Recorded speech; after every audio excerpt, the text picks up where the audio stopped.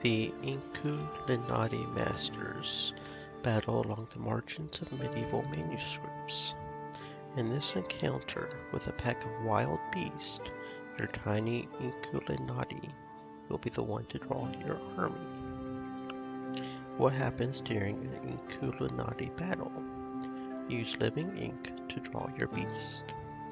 Command your beast to attack enemies, buff friendly beast, and obtain more living ink. This is your tiny Inkulinati. They will help you draw an army. The tiny Inkulinati are self-portraits of the real Inkulinati masters bending over their manuscripts. They are much bigger than their tiny representations. Just wait till you see their hands. You can draw beasts on the fields close to your tiny Inkulinati. The round marks indicate your drawing range. Green marks indicate fields where an action can be performed. Purple marks indicate fields in range where an action cannot be performed, if that field is already occupied by a beast. The cost of every beast is shown on the drop icon next to its portrait. Okay, sounds pretty simple so far. We're starting off as Godfrey. Okay. I guess we can summon a sword-wielding dog. Pretty strong and resilient for a dog. He has a shield that can block high damage and a sword that can only attack adjacent fields. Can also attack both adjacent fields at once. I guess I'm supposed to summon him? That's what I'm supposed to do? How do I... Oh, no, I don't have any ink, do I? Or do I have 3? No, I have 10 ink. Okay, that's probably how much ink I have is up there in the corner. So I could actually summon 2, couldn't I? Probably. Oh, okay, there we go. Newly drawn beasts are drowsy, so they have to take a nap. Summoning sickness, yeah, that's pretty standard.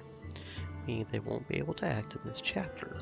When all beasts and the tiny Inkulinati take a nap, a new chapter will begin, waking everyone up. Okay. Inkulinati masters take turns moving their beast one at a time. Let your tiny take a nap now and wait the next chapter. What if I want to summon another dog? Seems like a good idea too. Make sure I have 2 dogs since I got the ink for it. Okay.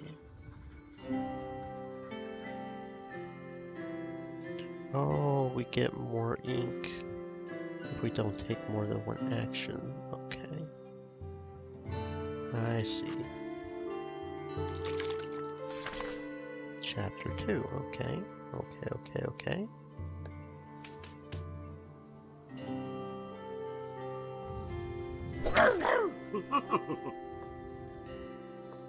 Moving a beast onto a field will not end its turn.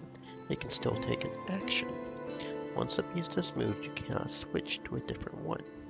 Moving a beast onto a yellow field or taking an action without any movement will force the beast to take a nap and end its turn. The beast can still take an action after moving in this range, but it will take a nap in yellow. Okay. So kind of standard turn strategy, Fire Emblem type stuff. Okay. Okay. I see. So we can walk here and attack this Gafratus. Is there any way to get more info on this dude? Slouchy Gafratus. Okay. So we'll just go ahead and walk up here. Once you're close to an enemy, choose the attack action, target the enemy, and confirm it. Swords only attack adjacent fields. If your target is not on an adjacent field, move your beast again to attack. Okay, so attack. Once you confirm your target, you'll see a moving arrow. If you stop the... Oh, shit. I hate this kind of thing. Your beast will deal the damage of the amount drawn. If you stop the arrow on the skull, the enemy beast will be killed. Oh, I do not like these sorts of things at all. I can certainly appreciate it, I guess, but because it adds a certain amount of skill besides just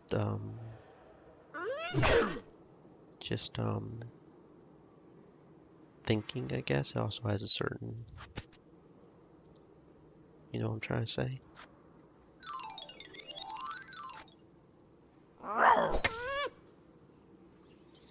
Mm.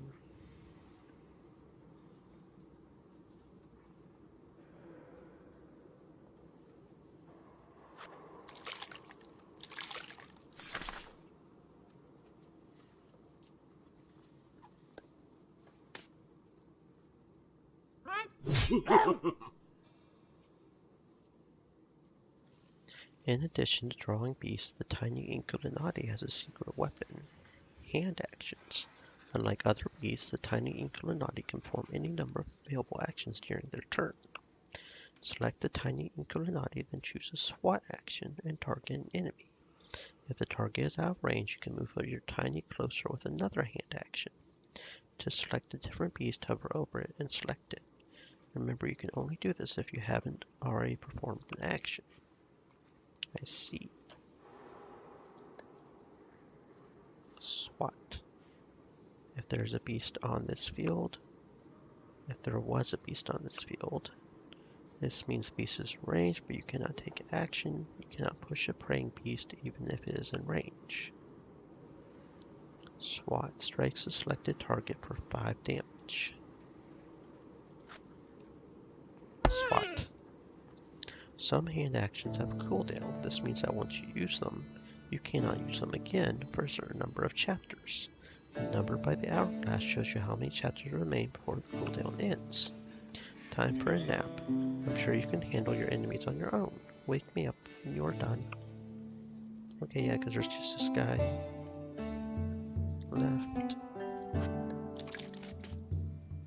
Shouldn't be hard to finish him off.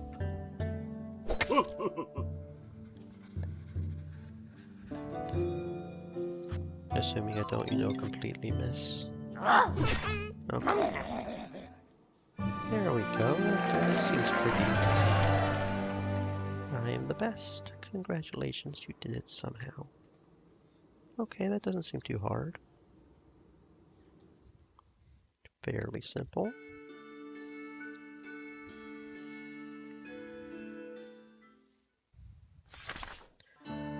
Choose between move left and move right. The selected beast, friend, or enemy will move into the first unoccupied field in the chosen direction. No unoccupied fields? Too bad. That means the beast will fall into the abyss and die. The deadliest Inkulinati technique. Beast will be pushed onto the first unoccupied field. What does pushing do? Push an enemy into the abyss or the apocalyptic fire to kill them instantly. You can push using your beast or your tiny Inkulinati. You can push battlefield elements to foil your opponent's plans. Oh, that seems sneaky. So we're supposed to push? Is that what it is? How do I push? It just told me that I could.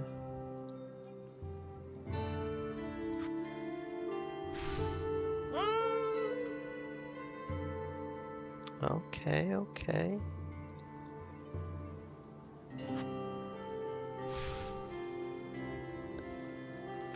Probably didn't do that the smartest.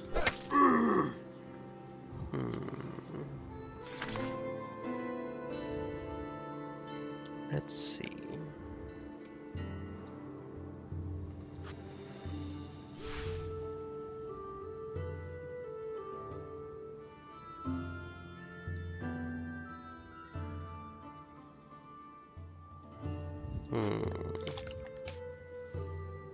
Not sure what to do here. I may have messed up.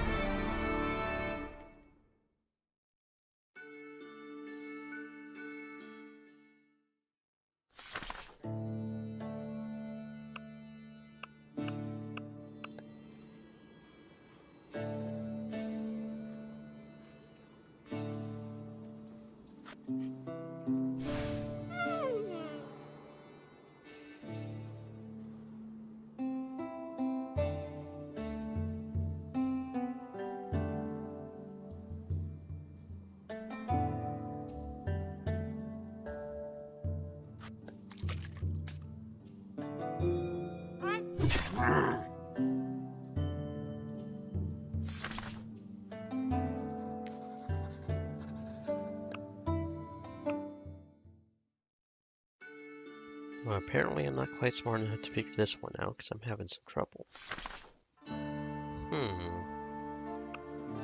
Obviously I need to do it in one turn, I think, because otherwise he'll destroy that. But if I move this guy this way, because I can only do a move one of these. So if I do this guy this way, then moving this guy this way, put him here.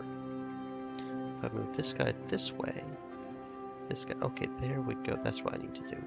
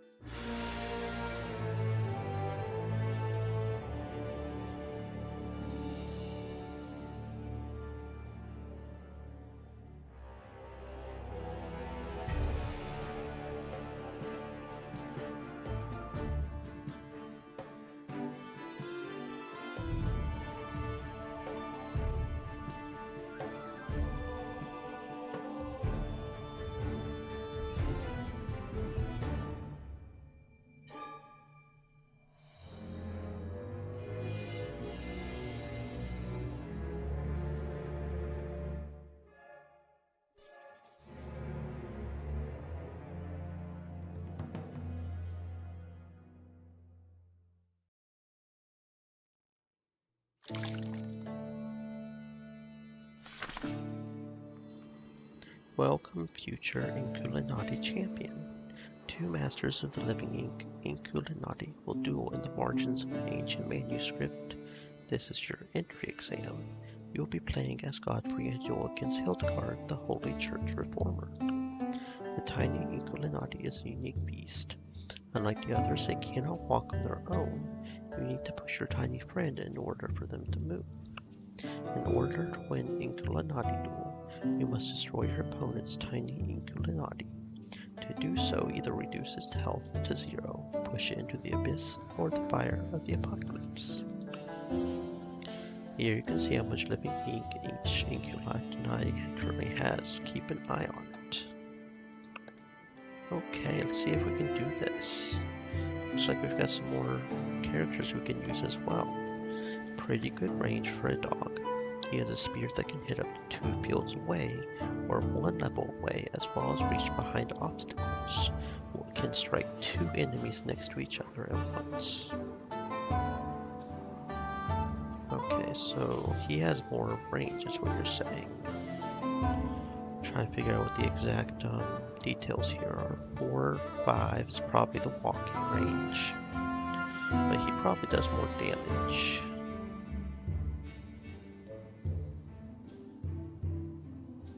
Pretty fragile for a dog. The bow can attack in range of 6 fields except for adjacent ones.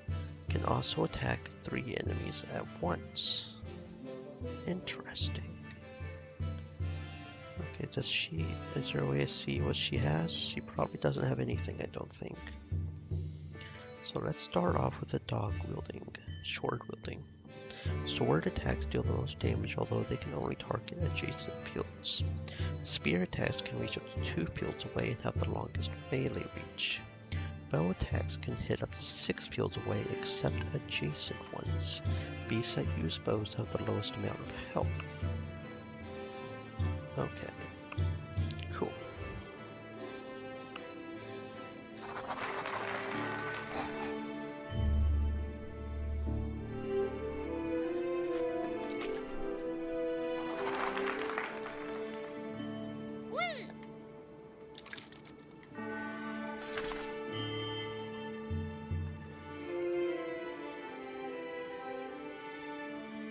You can collect living ink by standing on an ink blot. You'll receive 3 drops of living ink for each beast standing on an ink blot at the end of the chapter. Okay. Those things right there.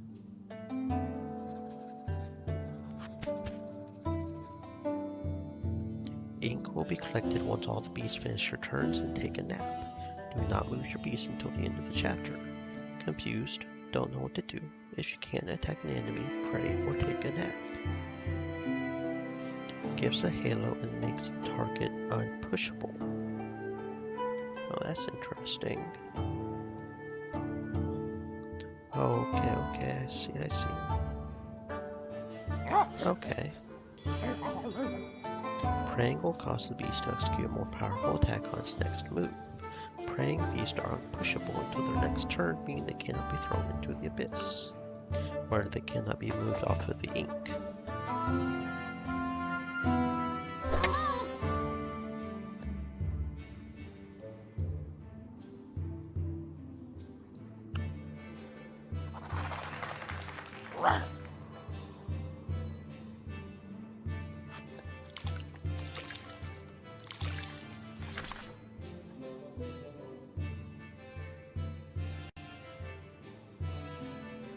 Switch between your active beasts by pressing assigned keys. If you're playing with a mouse, you may also switch by clicking on a beast you wish to use. After moving or using an action, you cannot switch to another beast.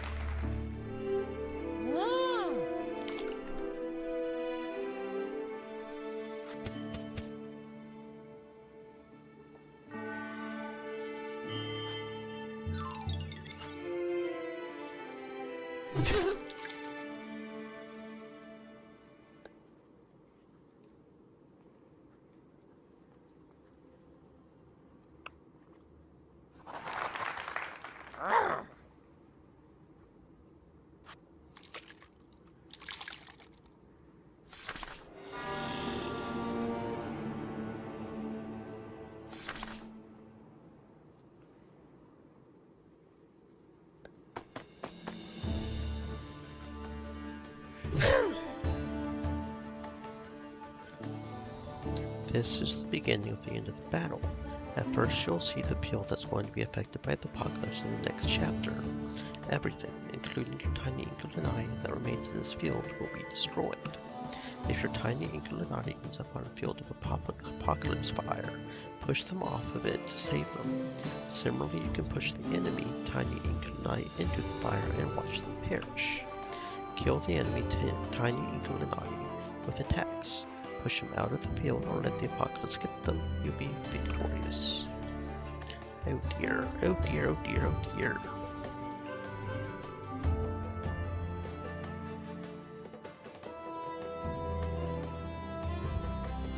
I just recognized there's some text up here. Welcome, O future champion of Inkulinati. I have the honor of guiding you through your first battle. Stislav height on composedly. Coleslaw against his own rules, guttered around assuredly. Oh wait, is this an actual account of the battle? That's as it's going. Is it writing it out on the page as it's going along? Is that what's going on? That'd be kind of interesting if it was.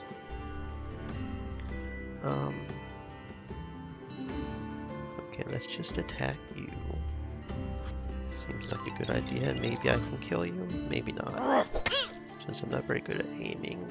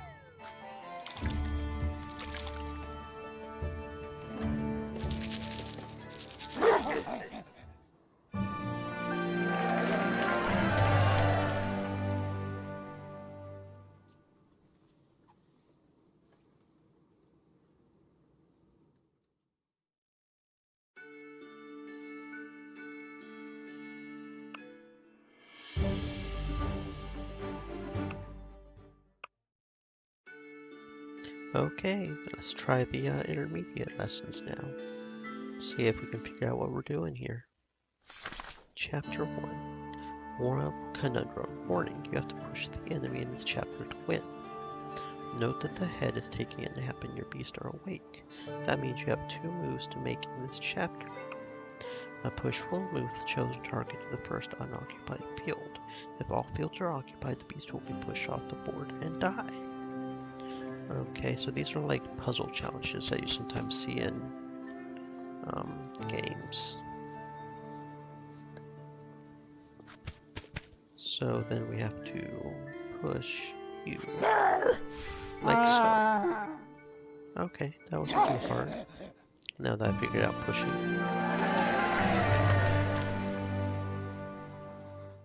At least the basic idea behind pushing. Okay, let's try this one next. Oh, what is this? We have multiple layers. You need to finish the chapter on the right cloud. It's the healing cloud. How can you tell which one heals? In order to turn the hits on or off, you need to interact with the icon at the top of the screen, or toggle the hits on with the assigned keys. Now just hover over any element on the battlefield to view the hit. What's this? Where is the hint? Oh, there it is.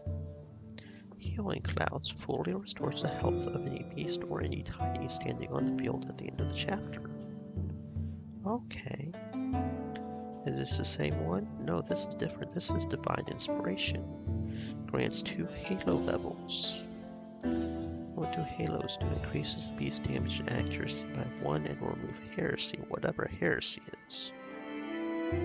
The max amount that could be done is 3, so like if he prays on the clouds of Divine Inspiration, that would max out his halo. Interesting, interesting. Okay, so you just want me to end my turn on here. That's what you're wanting me to do.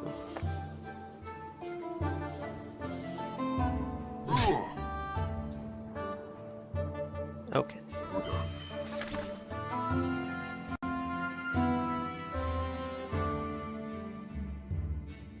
Some beasts are able to attack multiple enemies at once.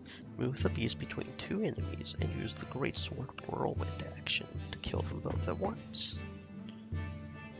Attacks on 2 adjacent fields pushes the targets and can be used every chapter. Okay. Well, let's do this. Oh, that... I don't like that. Did you see that? There were two separate thingamabobs, and they were going at different speeds, so you would have to like look at both of them. Oh, I don't like that. I don't like that. Okay. So what's the next lesson for us? Obstacles prevent you from standing on a given field. You can, however, pass by them. If a beast wants to attack with a sword, they will have to destroy or push the obstacle first before striking their opponent. Just an ordinary rock occupies a field and cannot be pushed or destroyed. However, opponent inmates preview their action range. You can avoid a sword attack if you move your beast out of the enemy's range. Okay, so what you're saying is I should move... Oh, and with hints on, I can see what the other person is. A sword-wielding rabbit. Pretty strong and resilient for a rabbit. Has a shield that can block high damage and a sword that can only attack adjacent fields. By showing off a fluffy butt, this beast can force enemy units to take a nap and inflicts a headache. Oh no, not the fluffy buttocks! Oh no, not the fluffy buttocks! Whatever shall I do? So I just have to walk over here, so I'm out of range. Okay. Oh, I did not walk far enough, my bad.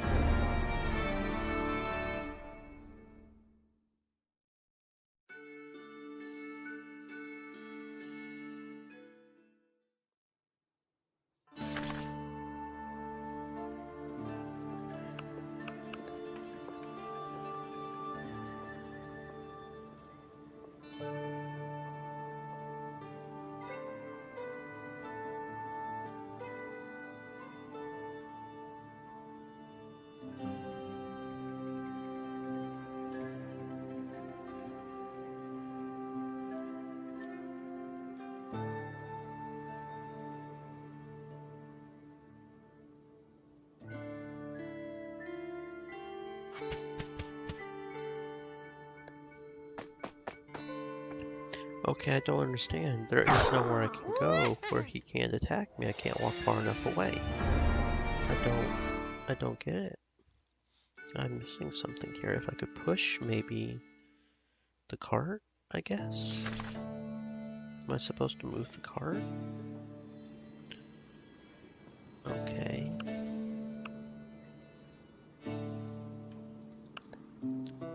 Am I supposed to like walk here and then push the cart or something? Okay, okay. If I walk next to the cart, he can't walk onto the cart. He can't walk over. Okay, no, I'm getting it now. I just now got it. I got it. And now he can't go here and attack me.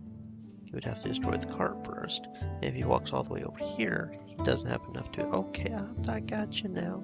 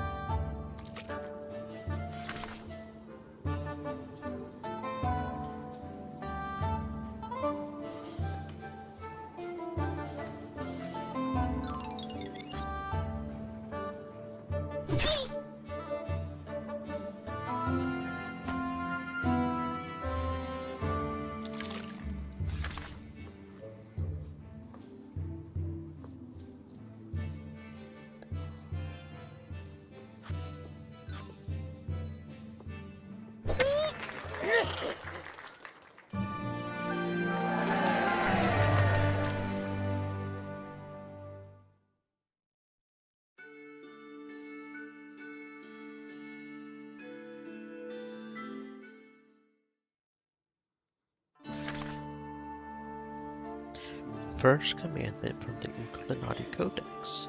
Rival sides battle in turns, one beast acting at a time. If one's entire army takes a nap while at least two enemies are still awake, the enemies will get to attack twice in a row.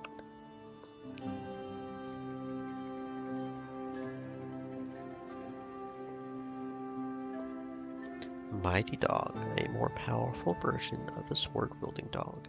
Rumor has it that this beast can one-shot a rabbit. The sheer force of each attack pushes enemies away if they survive in the first place. Sword-wielding rabbit. Spear-wielding rabbit. Pretty much the same as the spear-wielding dog, but he's got fluffy buttocks. Interesting. So am I supposed to just take a nap and let them attack me twice or something?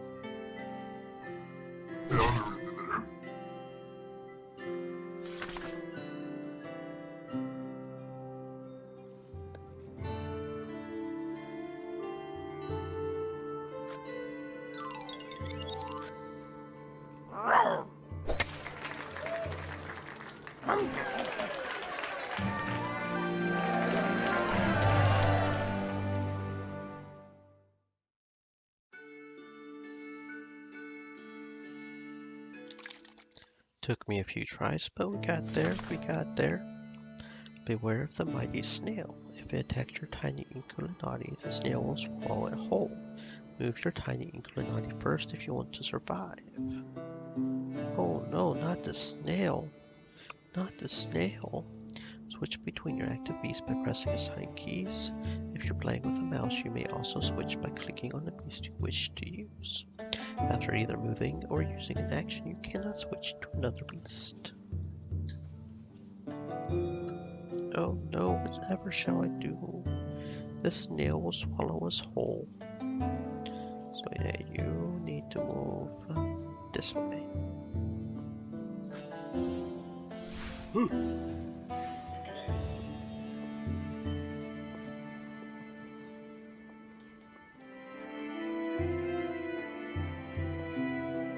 Oh, I see some new people. You can only attack adjacent fields. Attacks can push enemies.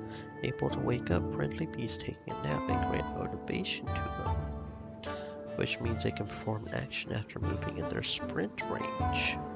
Capable of forcing all surrounding enemies to take a nap except the enemy Tiny. He plays the butt trumpet. And then the mighty dog. Sir Snail.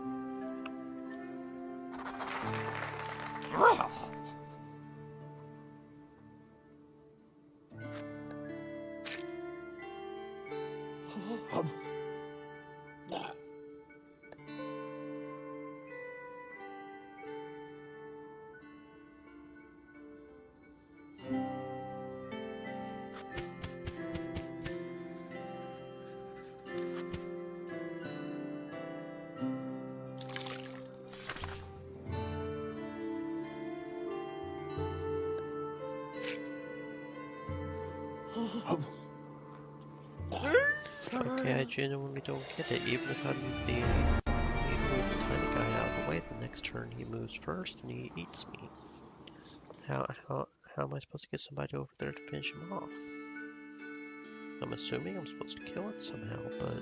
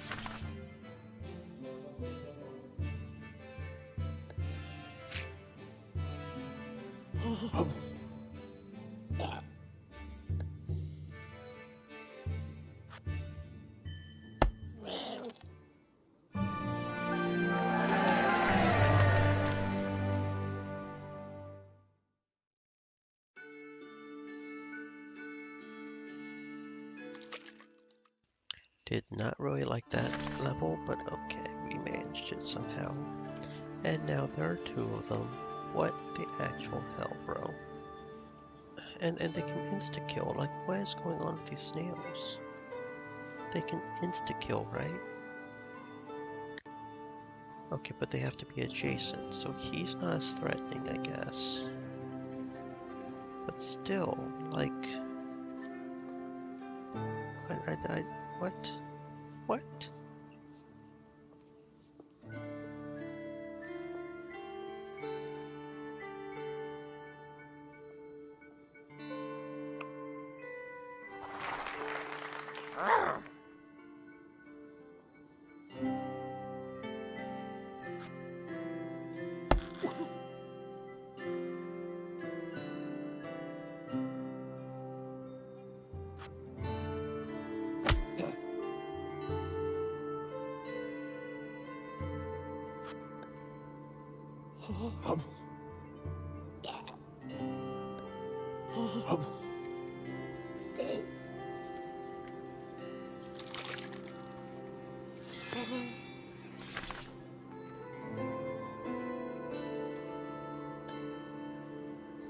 Okay, no, but seriously, how?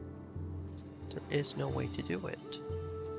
I mean, there literally is no way to do this. There's two of them in snails. Instant kill. What am I supposed to do here? I genuinely don't understand. They can even eat. This doesn't make any sense. This does not make any sense. We cannot do enough damage to do anything, because his first attack will be to swallow the thing so we can get up on him. If I don't do something about him, he'll just immediately do something about me. And short of pushing them off, nothing can do 15 damage.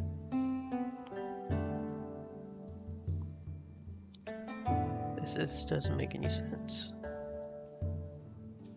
I don't see how I could possibly win this.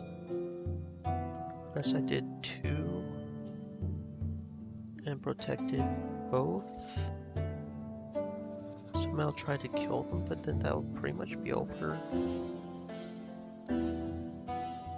The second round. Because nothing can do 15 damage. I mean, we could try to double sword winging dogs and do a cleave and get it between them. But that wouldn't insta kill them.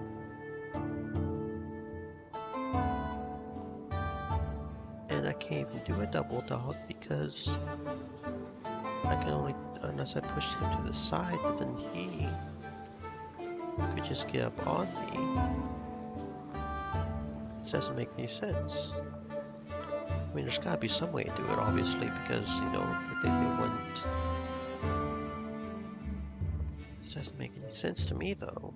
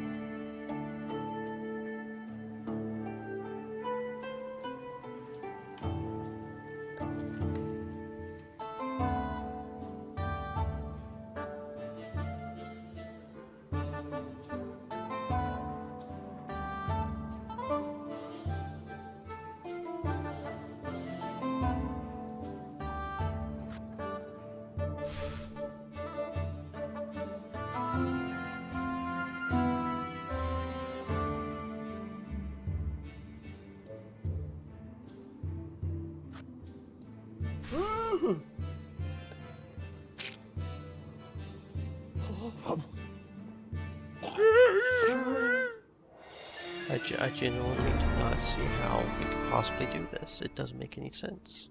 With the snails being able to insta-kill, that's ridiculous. I mean, I can sort of start to get on them. I can do like a third of their health just by myself. But sword wielding dogs, even with the +2 halo, unless I make him pray, can't finish them off because he would need. Because the most he could do would be 7, right? So unless he prays underneath the clouds of divine inspiration for another +3, and then cleaves then. But the problem is I don't have the ability to survive long enough to even do that. There's gotta be a way somehow though, I just gotta think about it, I just gotta think. I feel like I'm on the verge of figuring this out. There's gotta be some way, there's got to be some way. That would honestly help a lot, just having him go over like that. That honestly would help quite a bit right there. Then I move myself over, but not quite yet, because we need to do our smiting abilities. Like so. And then like so, because that helps quite a bit. And that almost has one of those dead. So that's pretty good right there. And then we move myself over. Give ourselves some more room between us. And then do another dog. If I do that, they would just eat both of the dogs, wouldn't they? So what if I actually do a dog here? That would also give us more of that. With that, he'll do the cart and the dog. Yeah.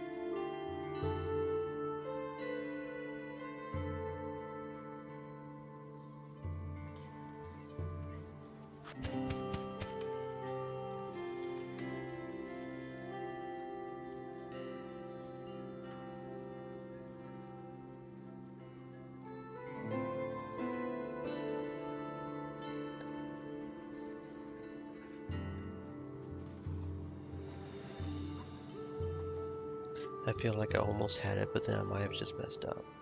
I feel like I almost had it, but I might have just messed up. I feel like I almost had it, but just not quite. I just messed up, I think. If he had been able to cleave, but no. God, I almost had it. I think I almost had it. I almost had it.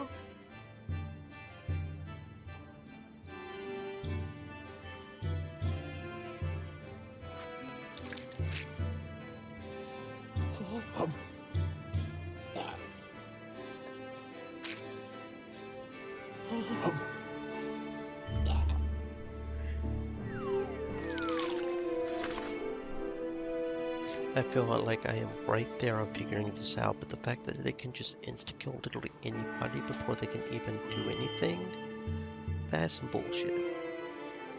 That's just some straight bullshit. I mean, no ifs, ands, or buts about it. Snails are overpowered as fuck.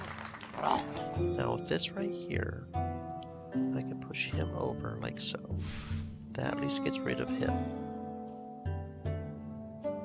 But without being able to do that, unless I do this right here, and he decides to go after the dog.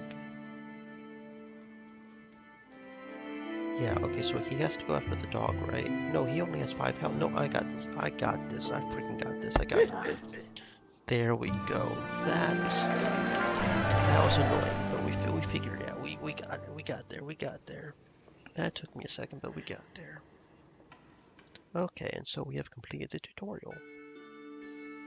You've come this far and earned yourself the status of an intermediate Inkulinati. If you haven't tried Journey Mode yet, this is the perfect time to write your own story as an inspiring Inkulinati legend. Well, that's exactly where I was going to go next, so let's see what we've got going. Where's the back button? Quit to menu, I guess. Okay, so we've completed the academy. We are ready to go on a new journey. Not bad. I will rate again. It's not bad. Tiny health 20, starting ink 14. Regains 5 health after each battle. Number of quills start with 5. Receive a boredom point per drawn beast.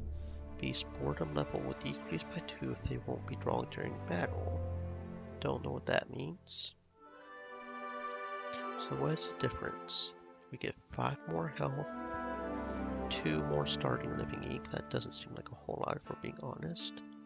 Double the healing after each battle, which could be the big difference. Start off with quite a lot more quills. Not sure what that means, but be it boredom looks exactly the same, and low damage, but no additional health. Okay, I think I will go with normal though. Just okay. So what we got here? Okay, we can change the color of our gown. Got a few different colors. We can also change our character. We've got sort of a, I don't know what that is, a nun, a bard, this dude. Let's go with this one, alewife. Let's go with the ale. Oh, that says what it is. Okay, so Miller, Andreas, and Looney. Looney. That's literally his name. Okay. J-A-D-E. Okay. So we can decide also what our starting beasts are. Okay, but we have to have a certain amount of prestige to start off with the others. Okay, so we can start off with the rabbits. Cause an enemy to take a nap. So, start off with some swords, bow and spear. Same as the others.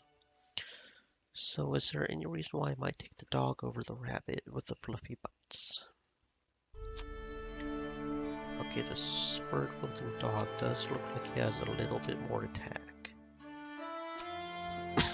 And one more health. And that's probably the one I'll be mostly using. So it has slightly lower stats in order to do the butt thing. I think I will go with dogs. So hand actions. Okay, so swiping is given SWAT or healing. Heals beast or tiny Inkulinati for 4 health. So it's a classic, do we want to do more damage to finish people off, or do we want to keep people alive? Hand actions used on friendly beasts to increase their halo level. Oh, so if we heal them, they get stronger as well. Grants 4 drops of living ink if a hand action kills. The flip side of it, of course. And then all the ones that require more prestige, whatever prestige is. Strong-willed in these difficult times, the miller knows what's important in life does not inspire confidence. An artist with a university degree, he decided to join the Inkulinati Academy in hopes of escaping an arranged marriage. Master's second cousin twice removed, growing up in the orphanage was not too hard for him. Okay. And this is our character screen. Okay. Cool. Okay, so what we start off down here. Today you will pass your final exam. Become an Inkulinati master and a stop on your Inkulinati journey. You still have to face a wild beast encounter before you can take your exam though. Wild beast encounter? Just select the wild beast encounter icon. Tiny Inkulinati versus wild beast encounters are marked with a sword and quill icon. The tiny enemy Inkulinati is not present in this type of battle. Once you enter a location, you cannot leave it, so choose carefully. Alright. Wild beast encounter. Specifies the frequency of random events. Okay. Apocalyptic fire. Mighty dog.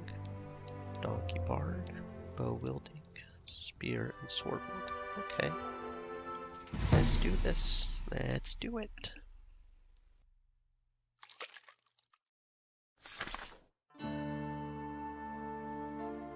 You can draw beasts in the fields close to the... Oh, is it giving us the tutorial that we already did?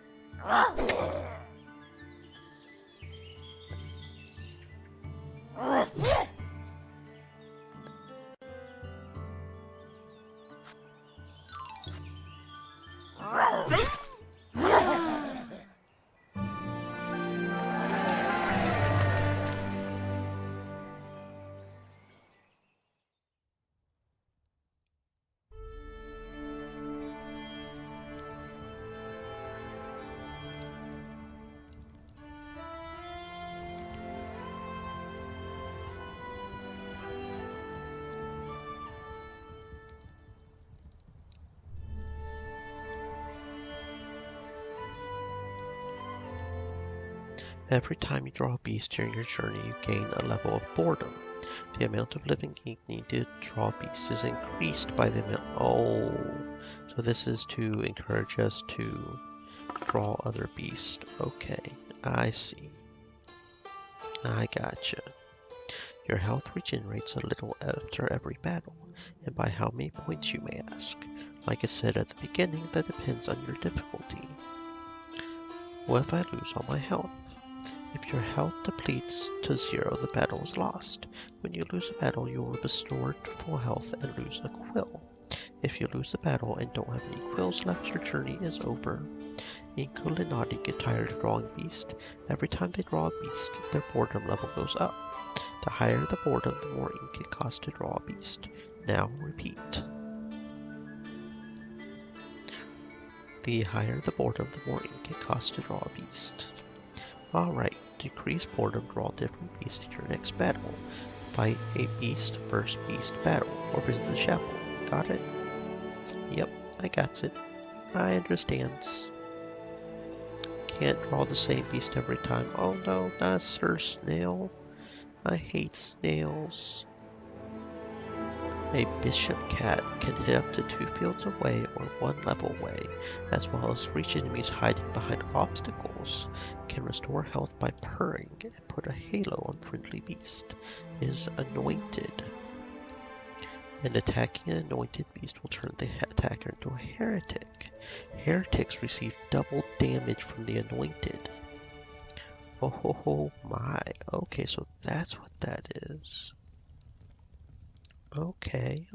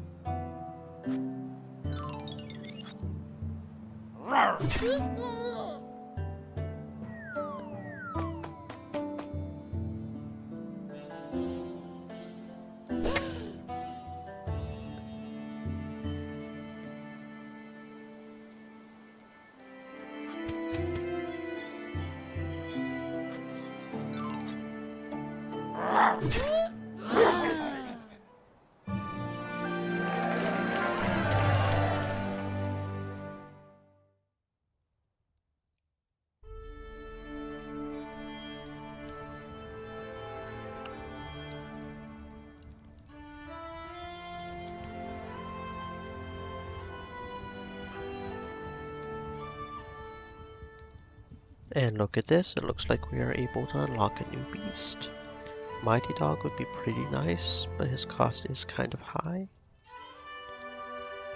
Bow-wielding Fox, pretty fragile for a fox, has a bow that can attack up to 6 fields away, except adjacent ones, can also hit up to 3 enemies.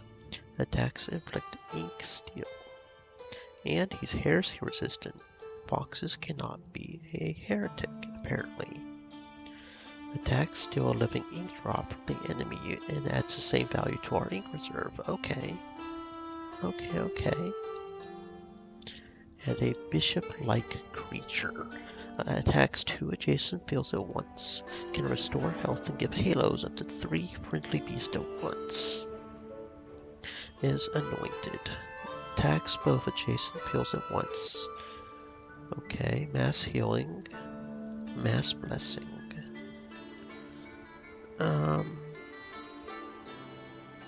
Let's go with the bow-wielding fox. That sounds good. Okay. Prestige allows you to choose dialogue options unavailable to puny peasants. Being famous does have its advantages. That didn't help at all, but you're still the best. You will now visit a non-combat location. Here you won't face a battle, but a decision that will affect your resources. Hover your cursor over a location to view its details.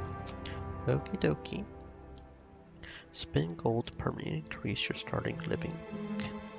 Spend gold to permanently increase your starting health. So I can only choose one of these, is what you're saying, right? Would you like some of my invigorating golden drink? I would love to take my gold. You know I'm kind of famous, don't you think I should drink for free? But I don't have prestige, and I don't know how to get prestige.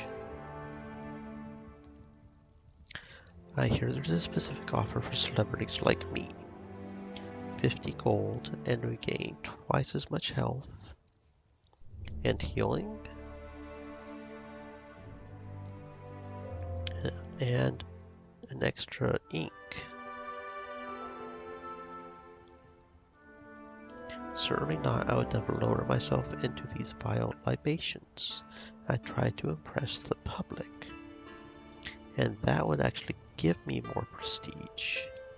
I would get immediate healing, but I would not get any max health. But it's only 2 max health. It's only like 10%. I think I will go with this one. You're lost, mumbles the alewife. We were so impressed, the crowd shouts. You have reached the end of the tiny map. At the end of each map, an Inkulinati master awaits. Defeating them in battle will allow you to continue your journey, but first you'll have to defeat me to pass the final exam at the academy. How can I be a better Inkulinati?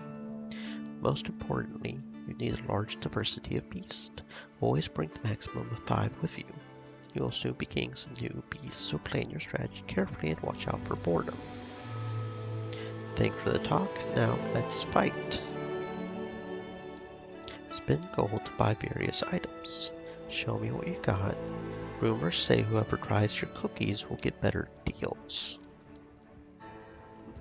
Interesting. You look kinda shady, I'm not going to buy anything. And now we've got 100 prestige, okay, cool. What are you doing? That doesn't make sense. Master, I am here for the final exam. Are you okay? Look a bit under the weather.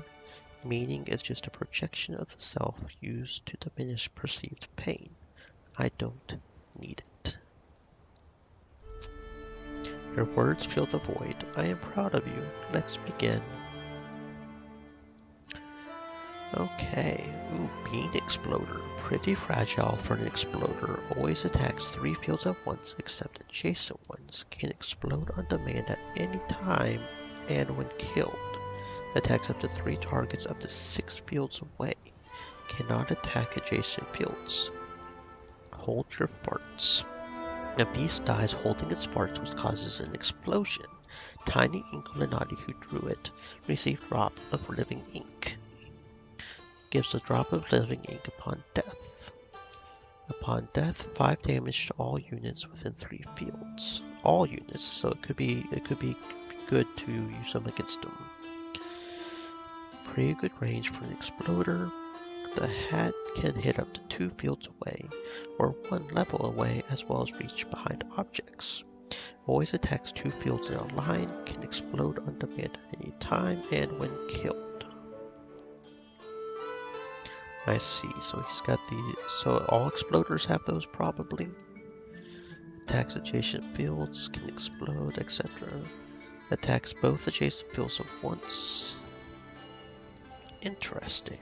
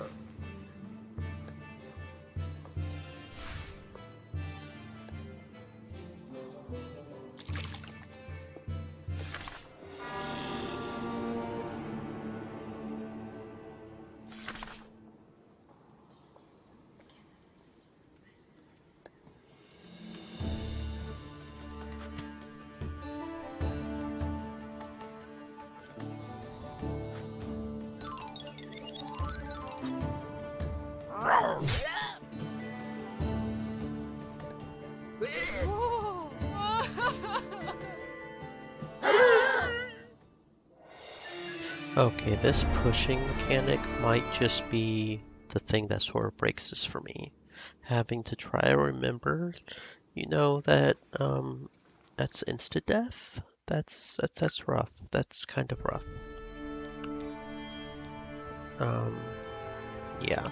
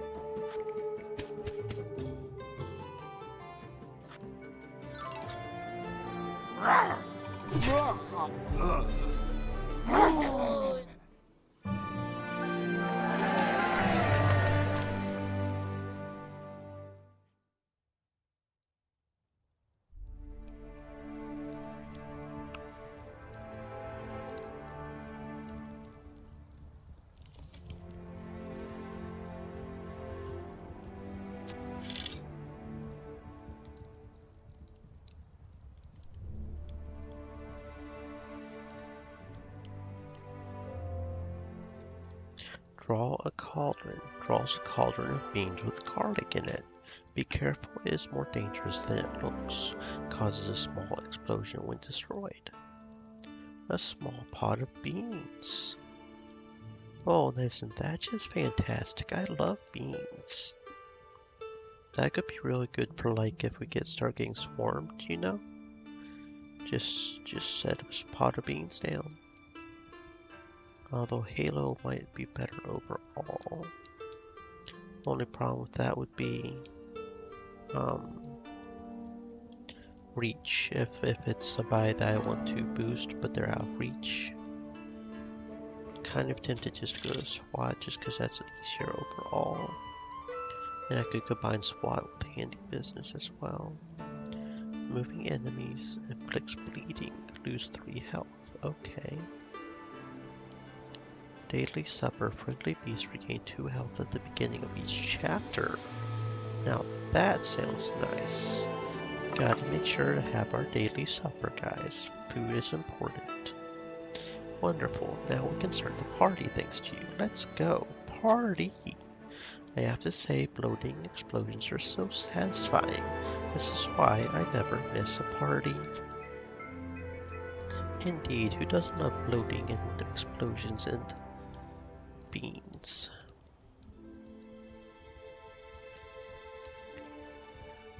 Okay. Party. The party is in full swing. Look, there is Death, the oldest Inkulinati and the Master's best companion. You watch as Death bends down for an abandoned snack, their scythes dangling dangerously close to the Master's neck. And then Death reaches for the snack, and the scythe delivers its fatal blow. The master drops down to the floor, breathless, lifeless. Oops, says Death. Maybe I didn't need that cheese after all. Then Death notices you and beckons to the front door. Come with me. I know how to fix this. I would love to, and I will. I'll cut to the chase. Your master is dead. Trust me, I am kind of an expert on these things. We could bring him back to life, but in order to do so, you'll have to defeat me in a duel. If you do, I will grant your wish of bringing Master back to life. I have to beat you, but I am just an apprentice. You must set out on a master journey and defeat at least 3 Inkulinati masters. Only then will you be skilled enough to face me. I will be waiting for you on my farm. In the meantime, I bid you farewell. Don't worry, there will be a resurrection. Bye. But... Okay.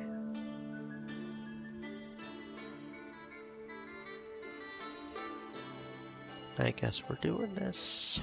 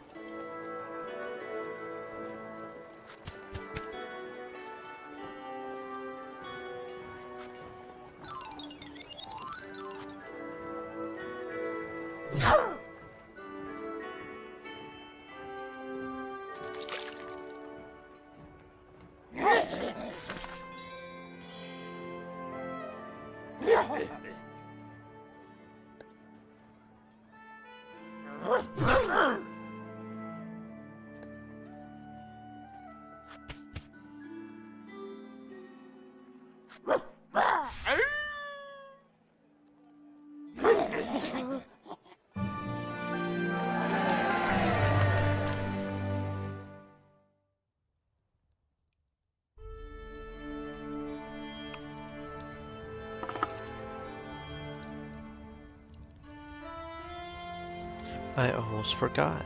From time to time you might come across elite wild beast encounters. Be careful with these. The reward is greater, but so is the challenge. Alright, back to work. Okay. You look kinda shady. I'm not going to buy anything. I'm trying to get my prestige up. Scriptorium to increase starting living ink. To increase starting health. It seems like there's a choice for upping prestige if we don't do anything.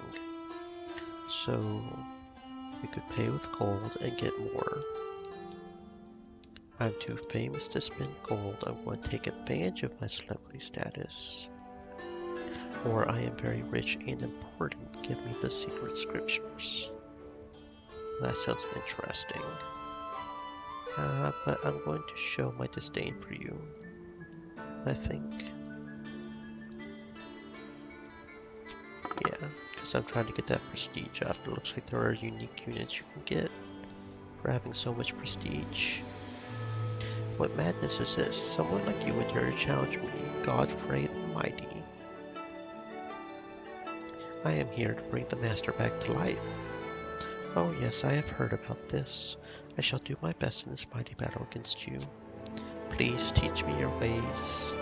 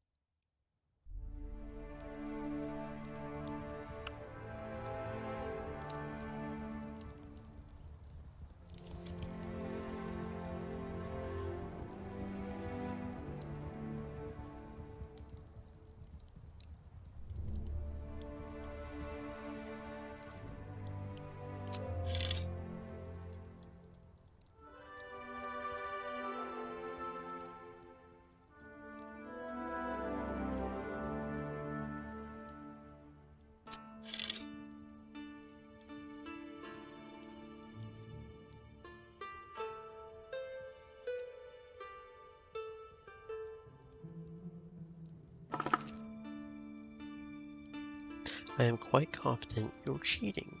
That's not very fair, is it? And you think you're closer to bringing your master back to life? I wouldn't put my faith in death. Okay. So I can start off either one. Okay, this is looking a lot more complicated.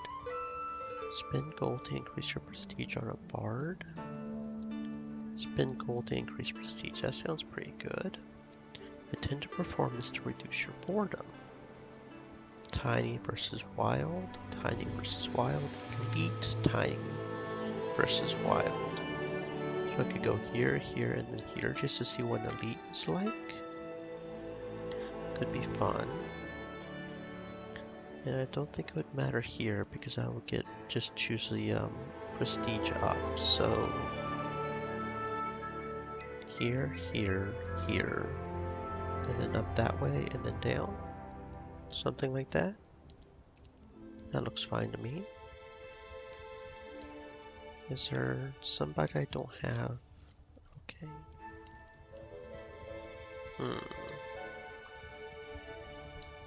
I should probably rely on him more than I do, honestly. I think I will get rid of the bow dog, however, and get the sword in here. Okay. I've got all the hand actions currently equipped, so I'm not too worried about that. Alright. Head Exploder. Can use a piercing scream to deal certain damage. Skips the dexterity attack minigame. Oh, okay. Okay. Can change levels without using a ladder and flies over plague and bonfires. Immune to infection. Alright. Attacking adjacent field and the one behind it creates fire sparks. Oh dear. Cook. Can throw a bean up to 4 fields away. Oh, he throws beans everywhere. Okay.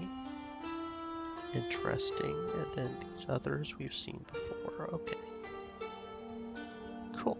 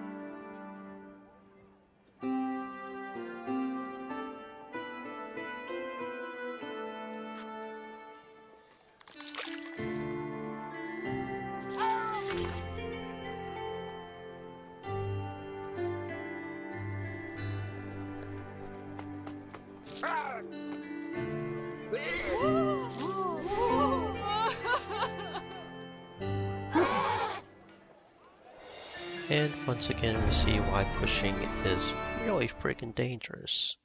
You really have to pay attention to not get pushed off the edge like that. That's rough.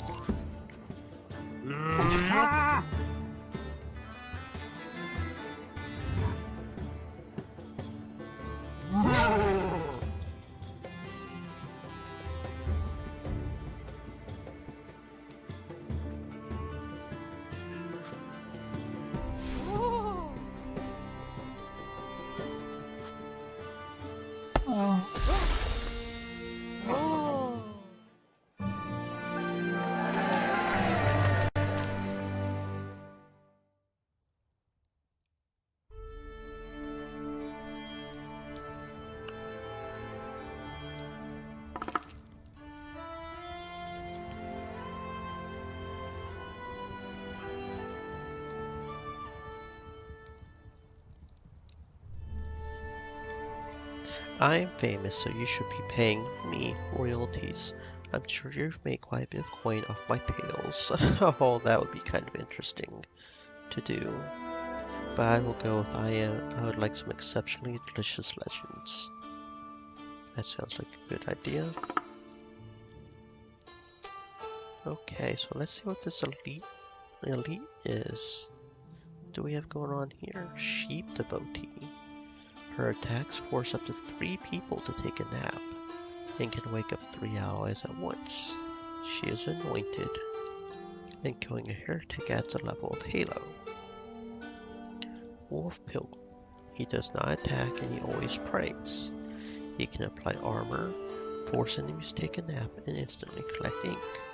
Deals damage after finishing his turn on the Pilgrim Shrine. When he appears on the battlefield, the shrine will be created. When the pilgrim ends his turn on it, the enemy tiny or the strongest enemy beast, if the tiny is not present, will take 5 points of damage. A bow-wielding pigeon, he can coo and fly away. When a cooer lands to another cooer, both of them will begin to coo. If they are not cooing already, it will heal 3 health. Increases beast attack damage by 3, and will stop whenever it takes a nap. Okay. Spear-wielding pigeon. And sword-wielding pigeon. Okay, we got pigeons. We have pigeons.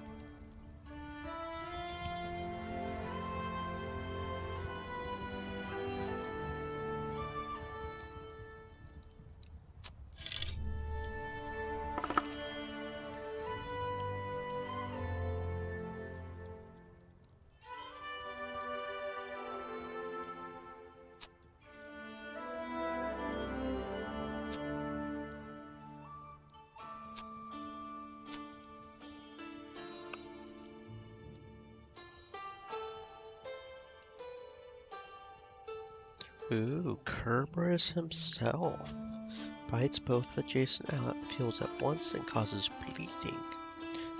Bleeding Beast and Tinies lose 3 health at the end of the chapter. Can also attack 3 fields at once and create fire sparks. Immune to fire sparks, hells balls, and halos. Vulnerable to anointed attacks. A good boy. Oh my, he looks kinda tough. Bellow Wielding Devil. This very special devil unit can create up to 3 fire sparks with a single attack.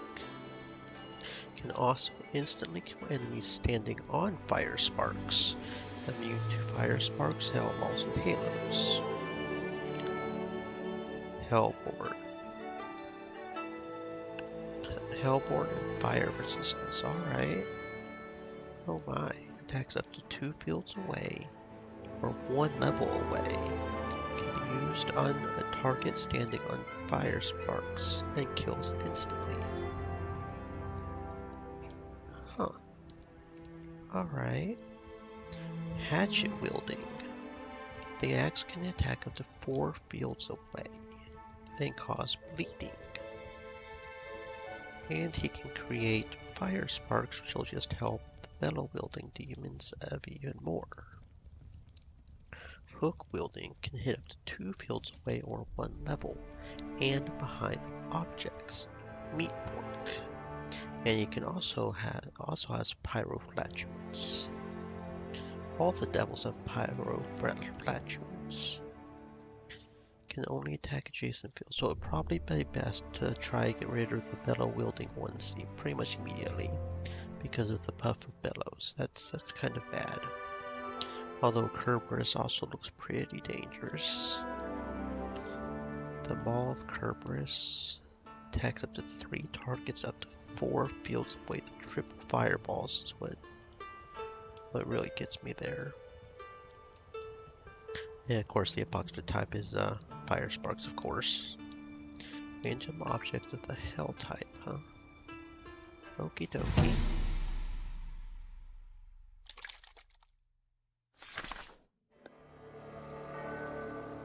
Oh, but a Kerberos didn't even spawn, so I guess I didn't have to worry.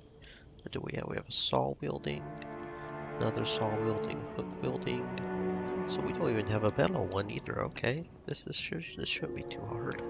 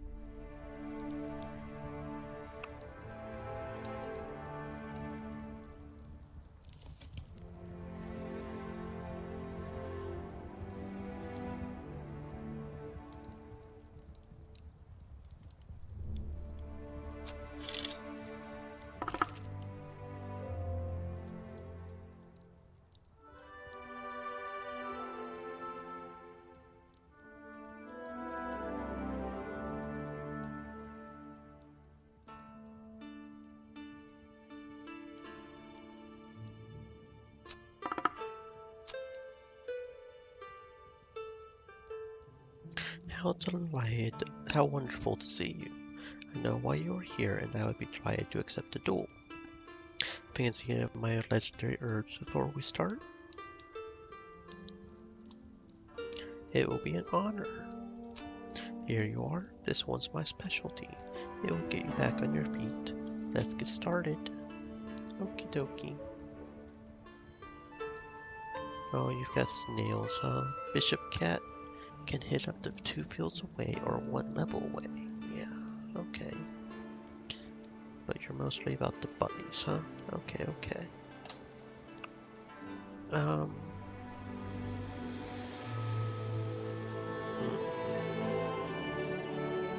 Okay. Let's switch out that. Foxes are better.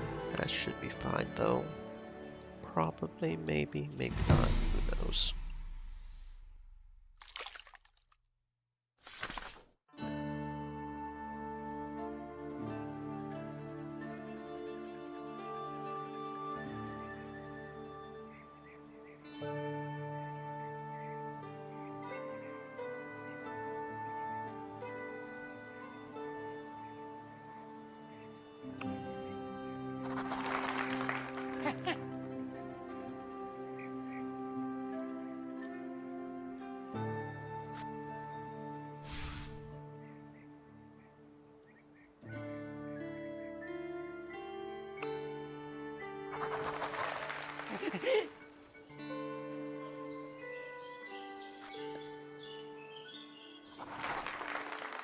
Woo.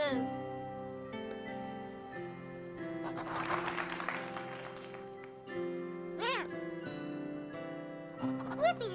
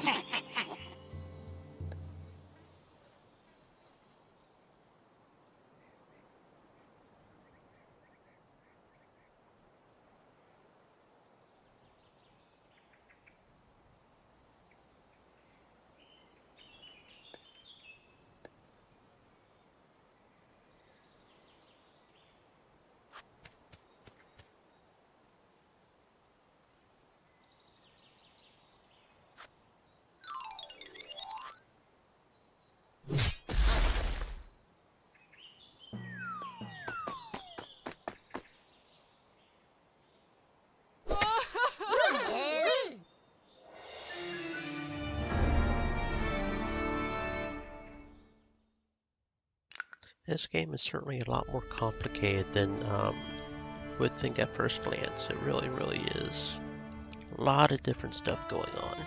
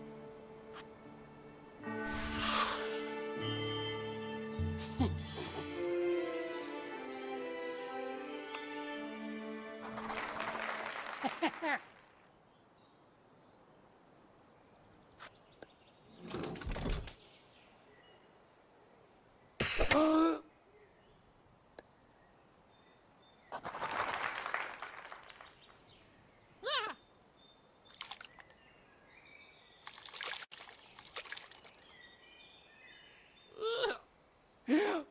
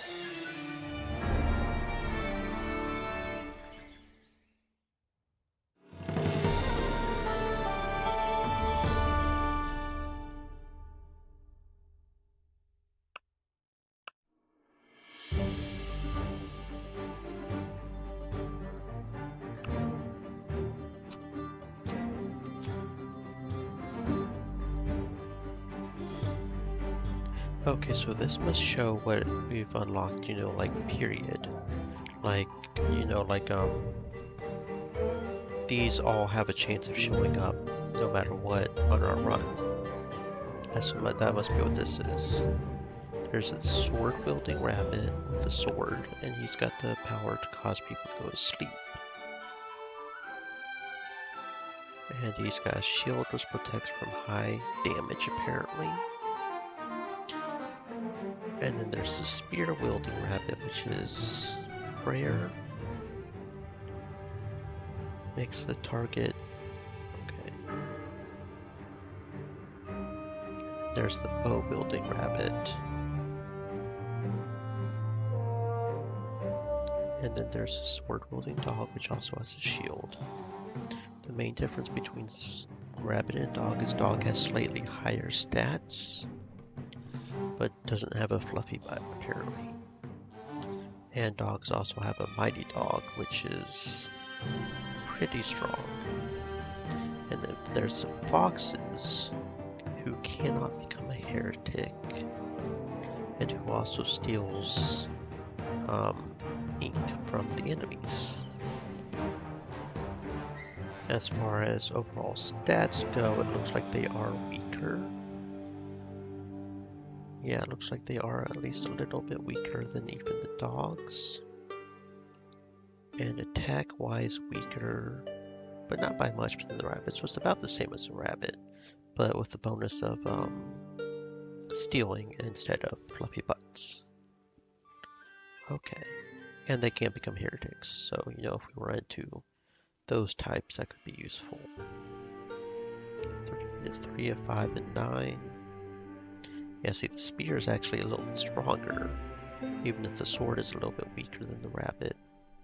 And it's actually on the same level as the dog, so the fox spear is actually kind of good. 1 less health, but yeah. And then there's the creatures, I guess. Its attacks also damage friendly beasts. Gives a, okay, so but he can pray and give people halos, so that's kind of cool. 4 to 7. So it's about the same level as those guys. Although it could do as much as a dog if it really wanted to. Pitchfork wielding, which is their version of spear, I guess, is the pitchfork. And then the sling wielding is their version of the bow. But these guys, the main thing about these guys is they can't tell friend from foe. And this one can actually reach enemies hiding behind obstacles, which could be useful. Then the bishop-like creature attacks 2 adjacent fields at once, can restore health. I thought mass healing was the one thing where we could cure poison, but maybe not. And the thing about this guy is he's also an anointed, so that he could do more damage if somebody tries to fight back at him. And same thing with the bishop cat. And he can heal as well. Then there's the donkey bard, which motivates people. Sir Snail, which is kind of OP. I like the exploders. Exploders seem cool. The only problem is they can potentially damage themselves, but yeah. I guess the jaw is their version of sword. Attacks adjacent fields, yeah. 3 to 6, okay. And then hat is their version of spear, and bean is their version of bow. The exploders. Okay. And then we've got the wolf pilgrim, which seems a little tricky to use. And then the cooers, which as far as I know was actually added later on, is one of the newest types. I took a quick look at the update patches just out of curiosity. Cooing. When a cooer lands next to another cooer, both will begin to coo.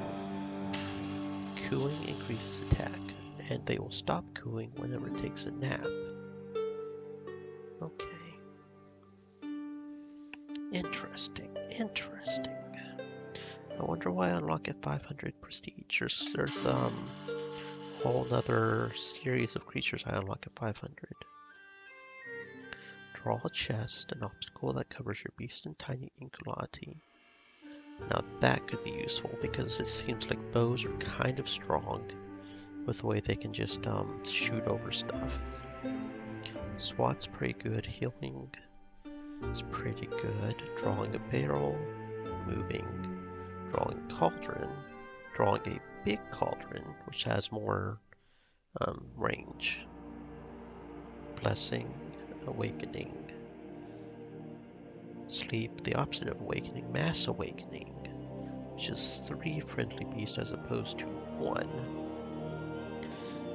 Take a nap. Or receive a drop. Yeah, okay. Miraculous. Okay, so that's the one that cures poison.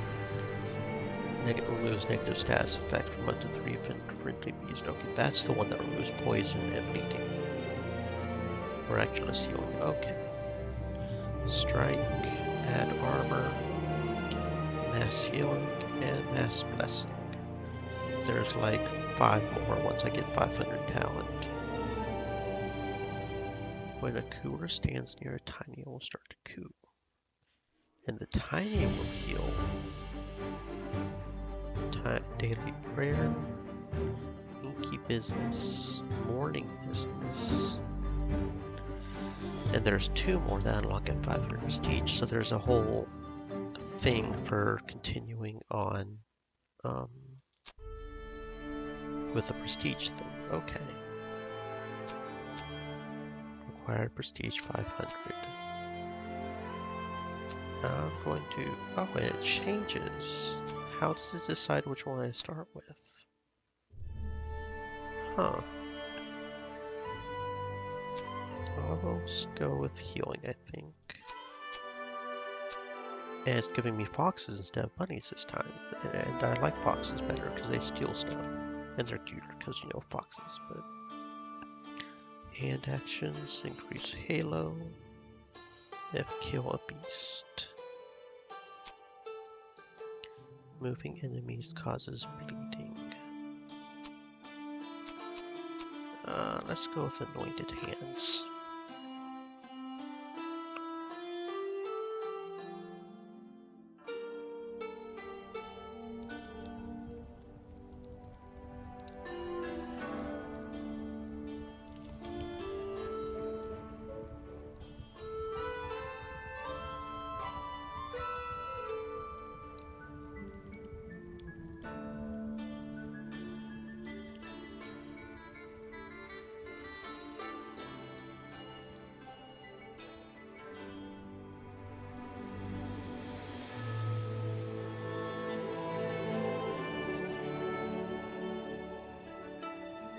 I hope you've made yourself comfortable in your school. Is there something I can get you before we start the exam? Give me some prestige, please. Thank you.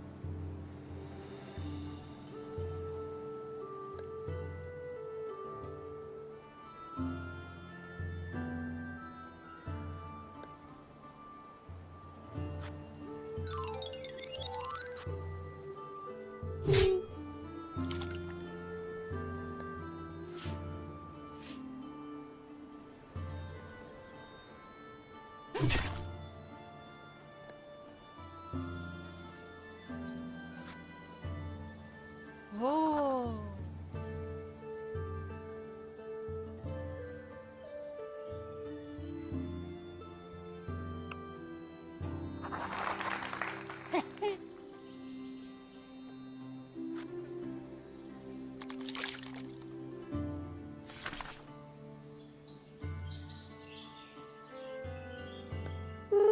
Oh.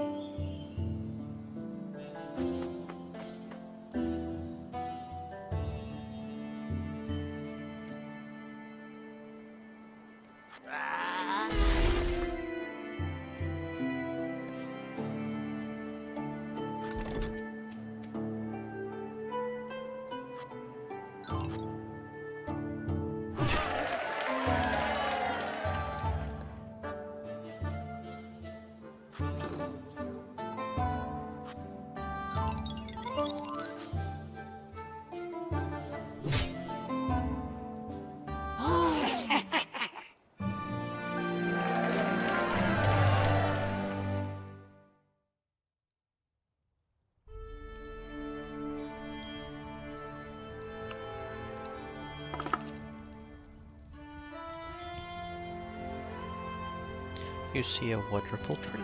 You can almost hear it saying, "Rest under my branches." Take a short nap, get 5 healing. Stick a coin in the tree bark for good luck, and then take a nap, which gives us 8 healing and 2 less boredom, but it costs us 30 gold. I don't have a whole lot of boredom, and I've been able to heal myself pretty good, so as a learned person, I know you're supposed to bury the coin at the tree's roots, which would lose us 60, would give us 5 healing and 2 max health. But I don't have enough prestige for that, so I will just take a short nap.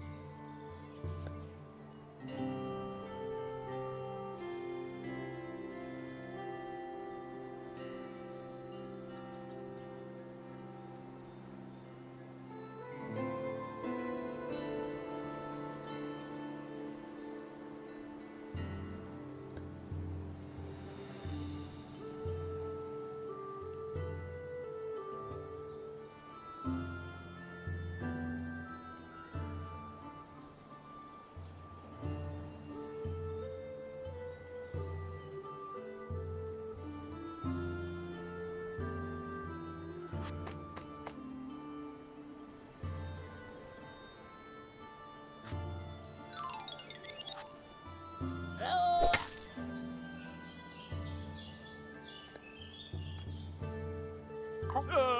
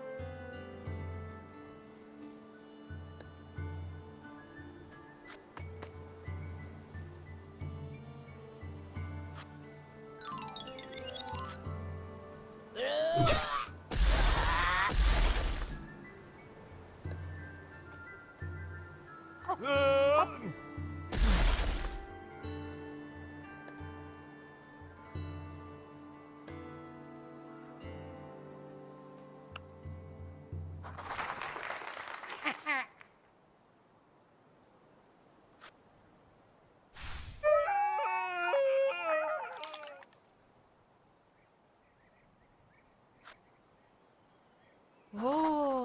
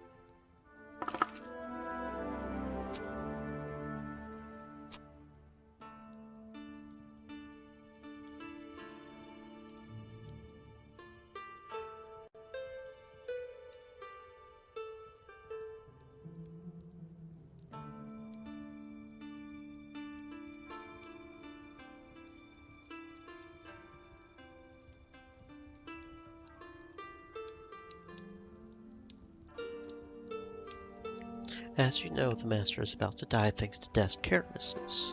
Why didn't you stop it? Because I was drunk. Oh, what a delicious excuse. Now go defeat 3 Inkulinati masters, then come see me. If you beat me, I will bring your master back to life.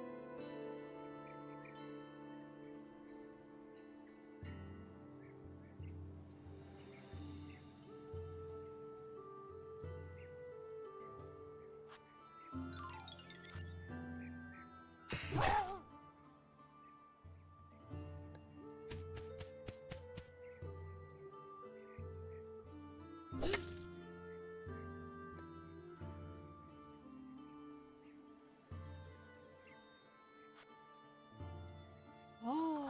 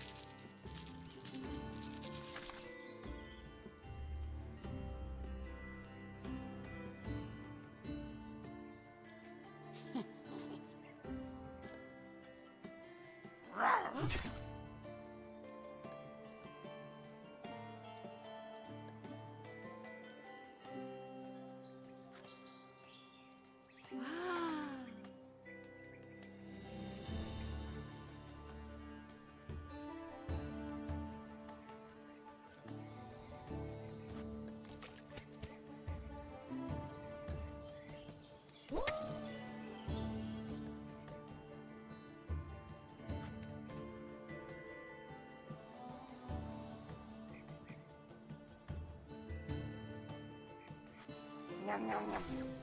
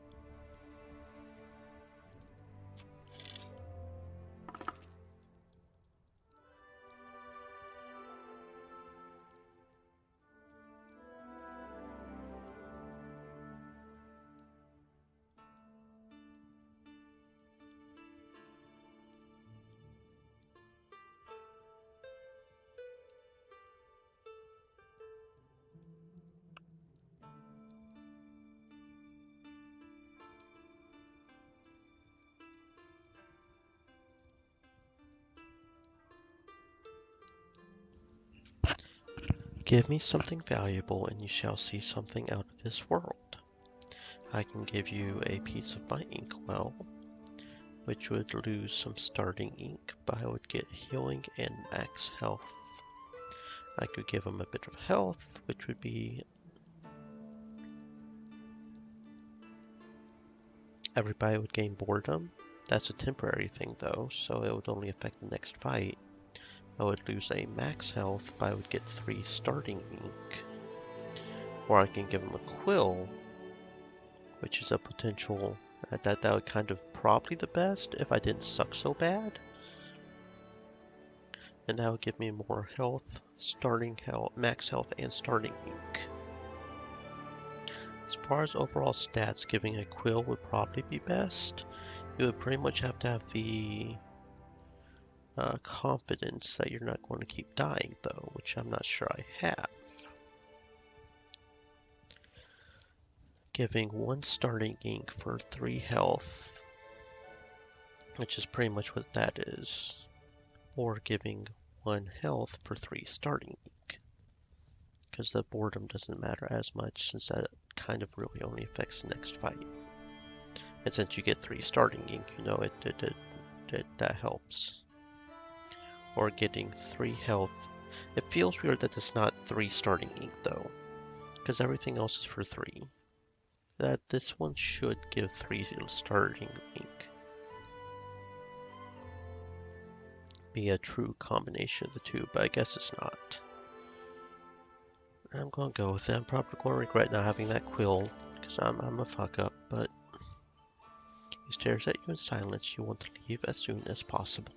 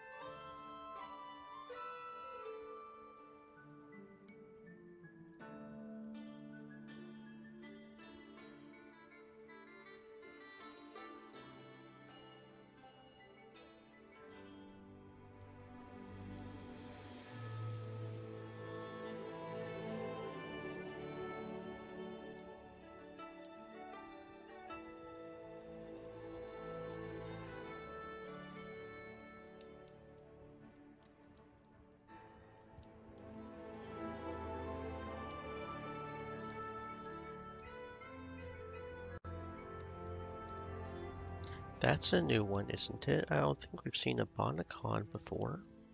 Can attack 2 fields next to each other, create fire sparks, or spread infection, and is immune to its own effects.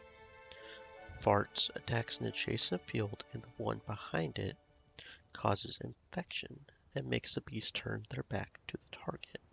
And since back attacks are apparently a thing that I probably should try to remember, that could be useful to take advantage of the Bonacon. Attacks an adjacent field and the one behind it just like a fart, but it creates fire sparks. Fire sparks deal 3 damage to anything standing on it, unless you know they're immune, fire resistant. And also, so the only difference between farts and fire in the hole is whether or not it's infection or fire. And he's both fire and infection resistant, and he can give prayer unpunishable. What is unpunishable? Unpushable. Okay. Need to learn to read, I guess. Pretty sure that's new though, the Bonacon, huh? Interesting. We've seen the bishop-like creature and the exploders, which might be my favorite one so far, are the exploders. Exploders are just cool. I like explosions.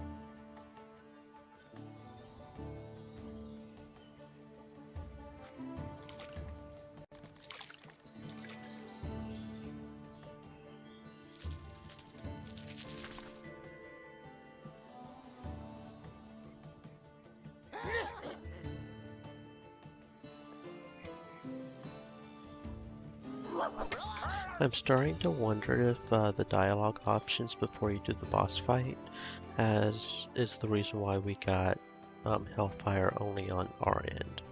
Which makes me wonder if I choose the right options, if we can get like Hellfire on their end only or something. Because this time I choose the router option and I have Hellfire on my end. The first time we didn't have that, right?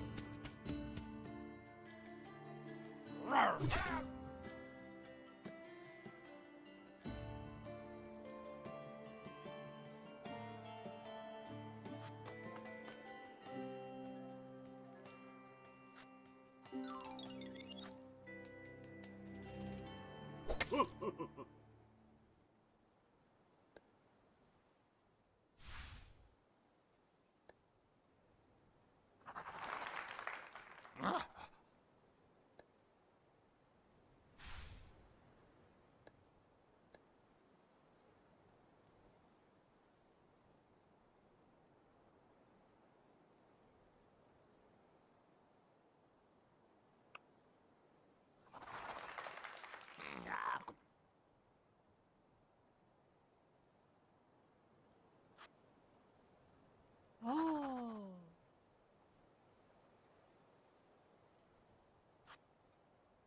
Whoa.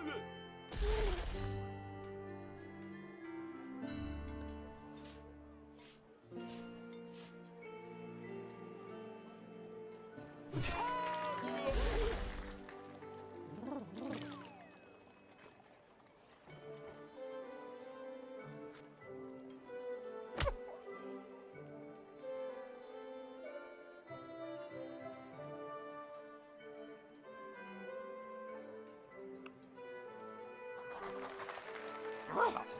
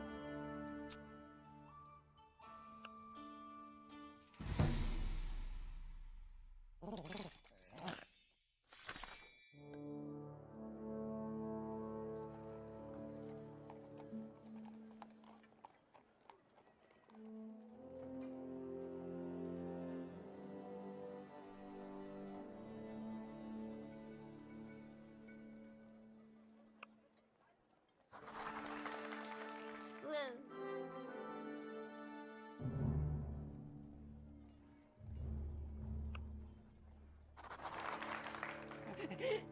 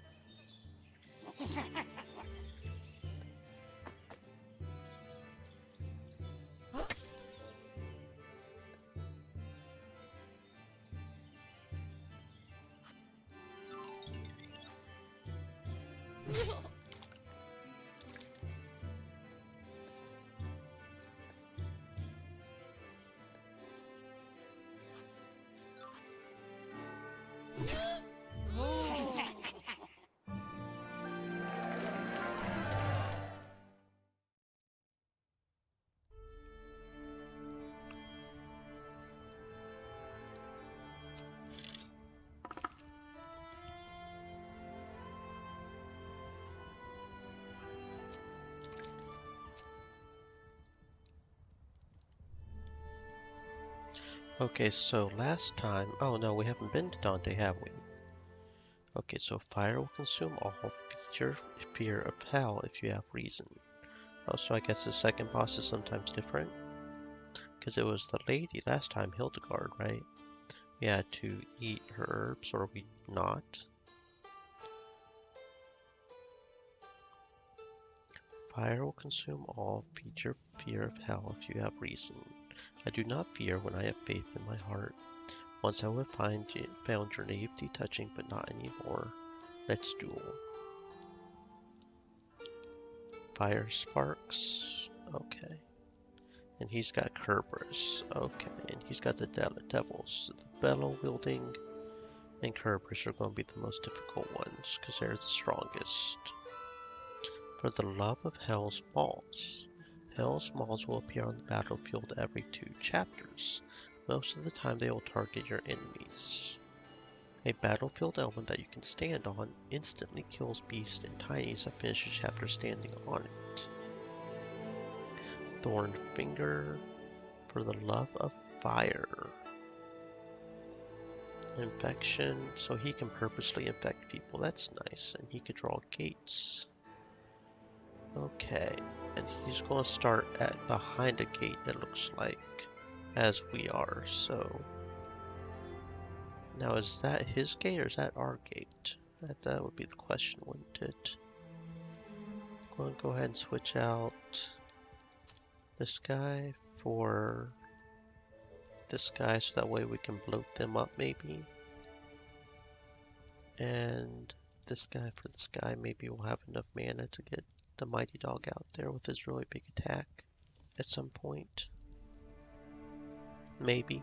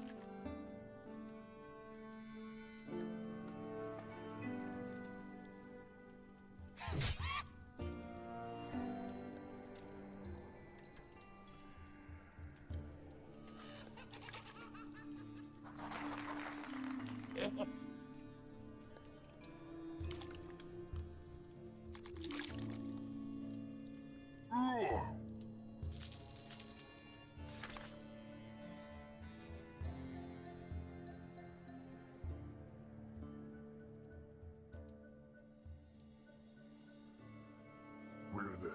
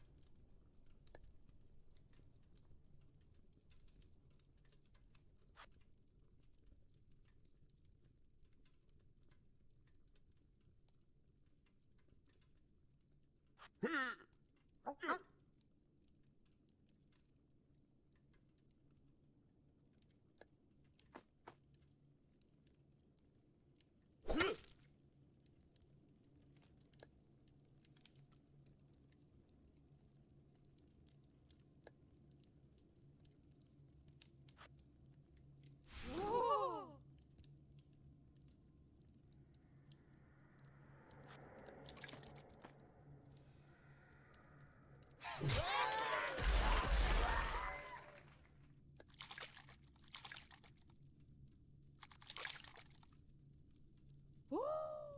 Woo! Ah!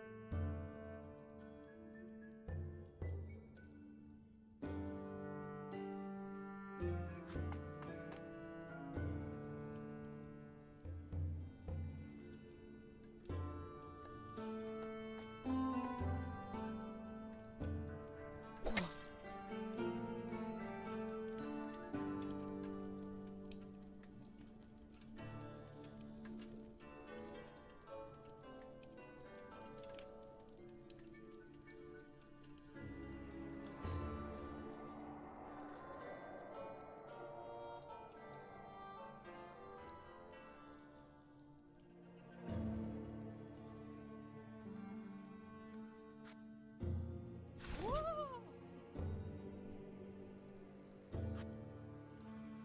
Ah!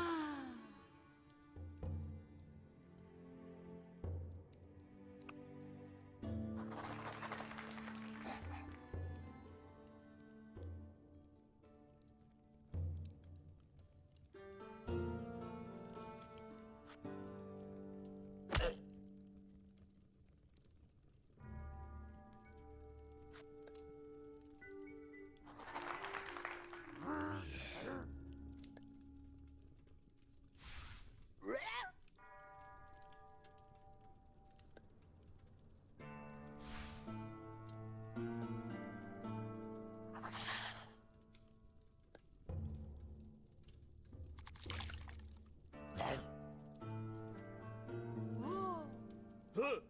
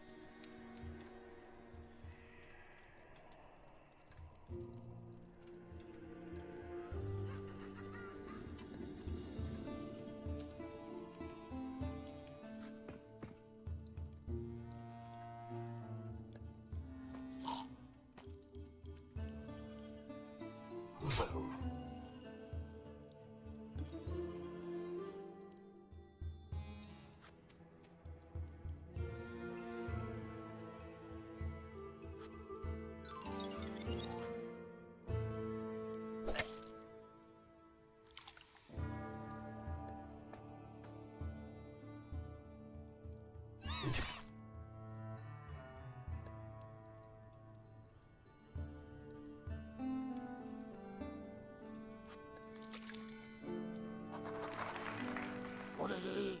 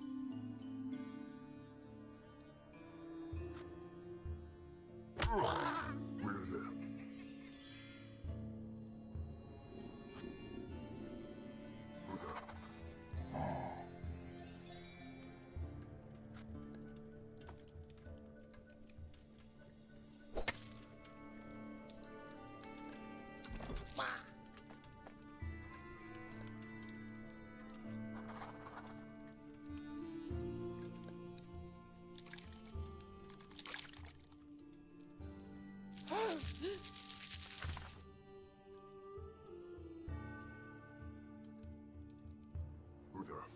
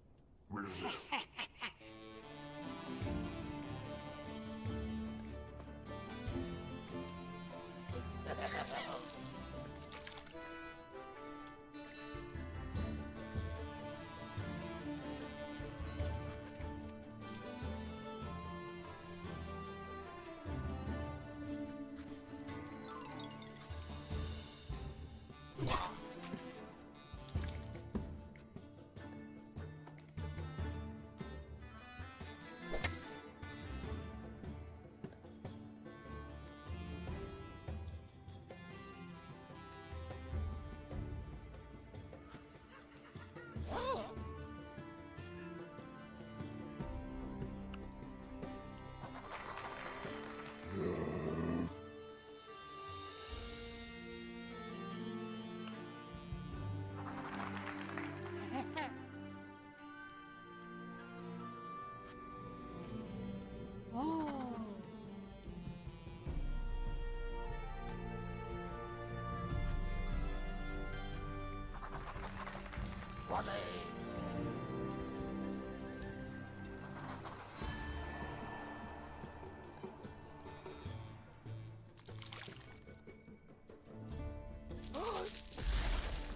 Whoa.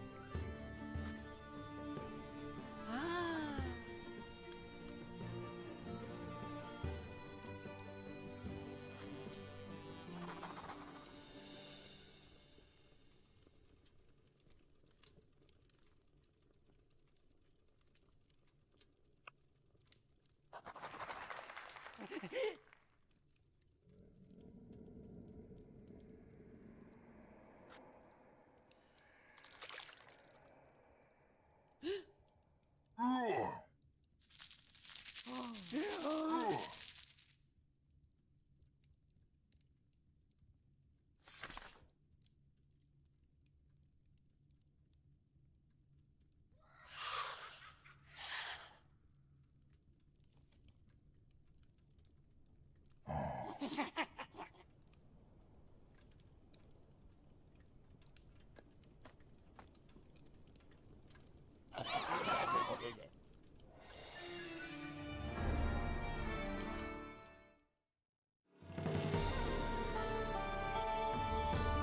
Dante is way too fucking strong. Why he isn't burned by fire, which is an end game thing, that is bullshit. What the actual fuck, bro? Dante is way too strong.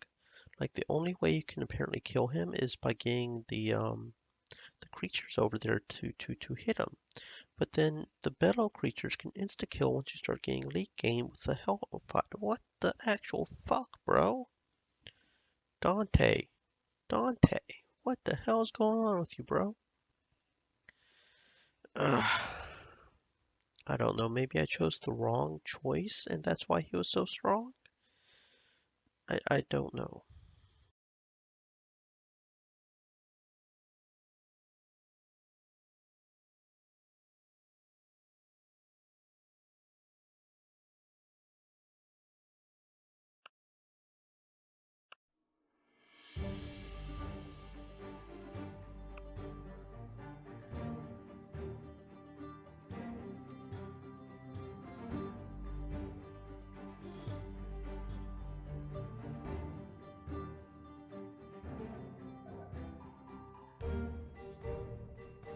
Okay, but it looks like we have unlocked some new guys ourselves.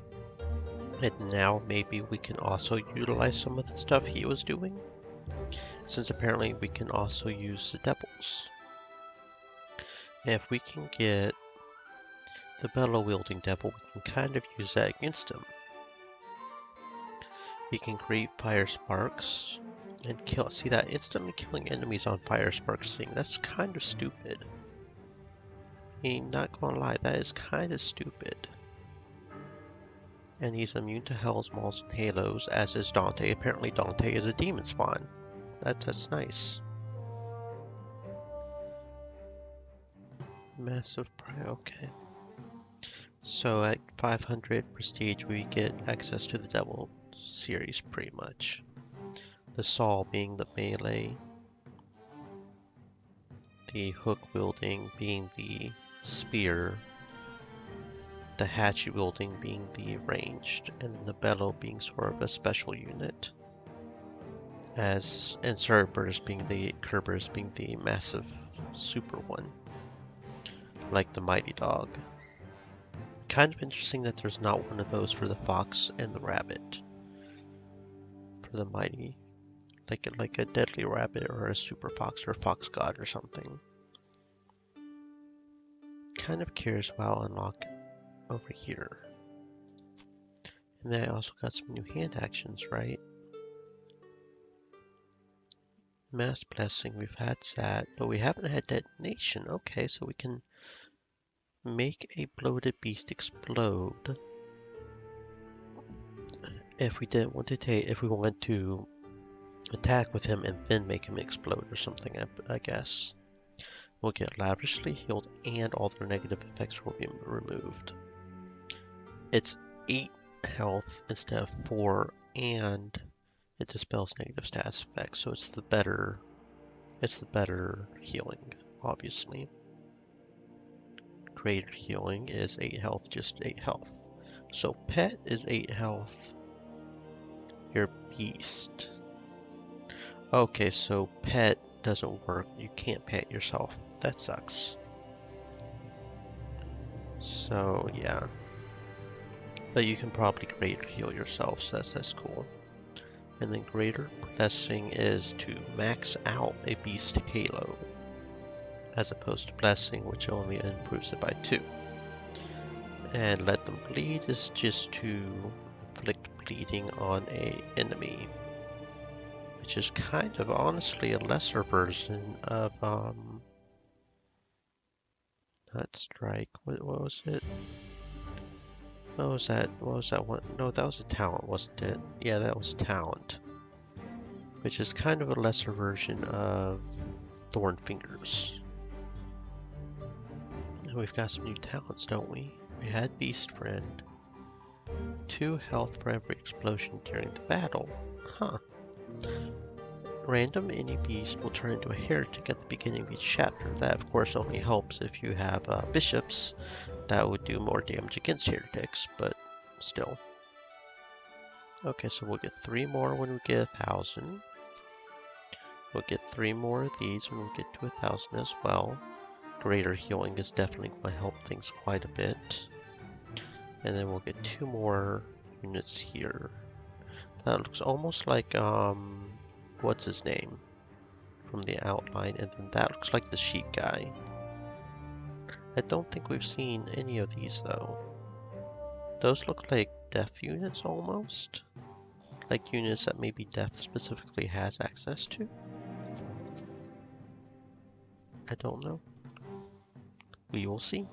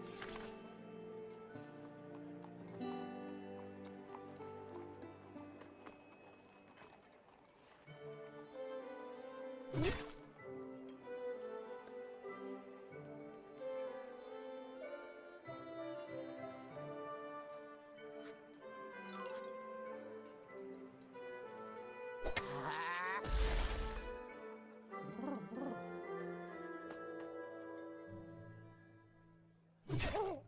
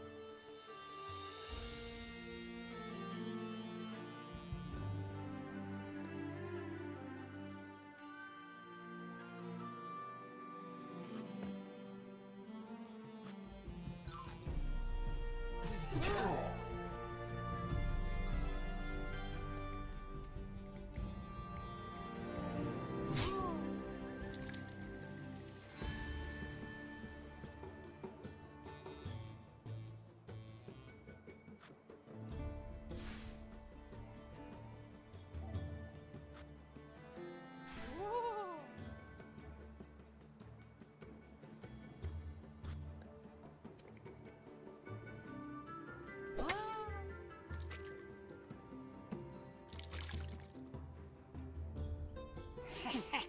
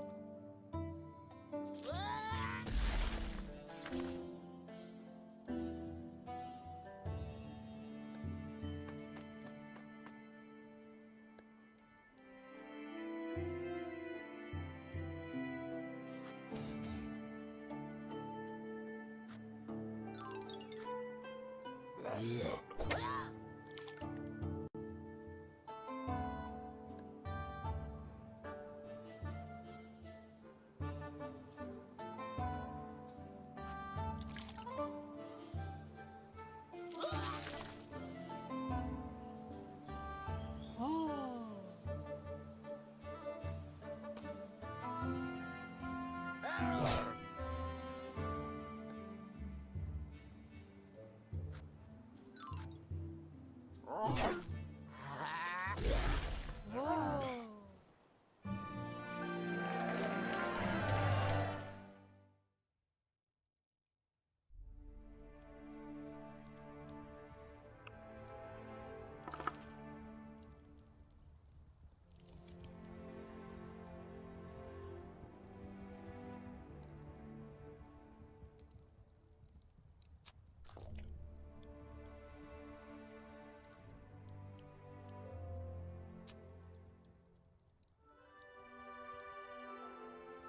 Okay, and here's Hildegard.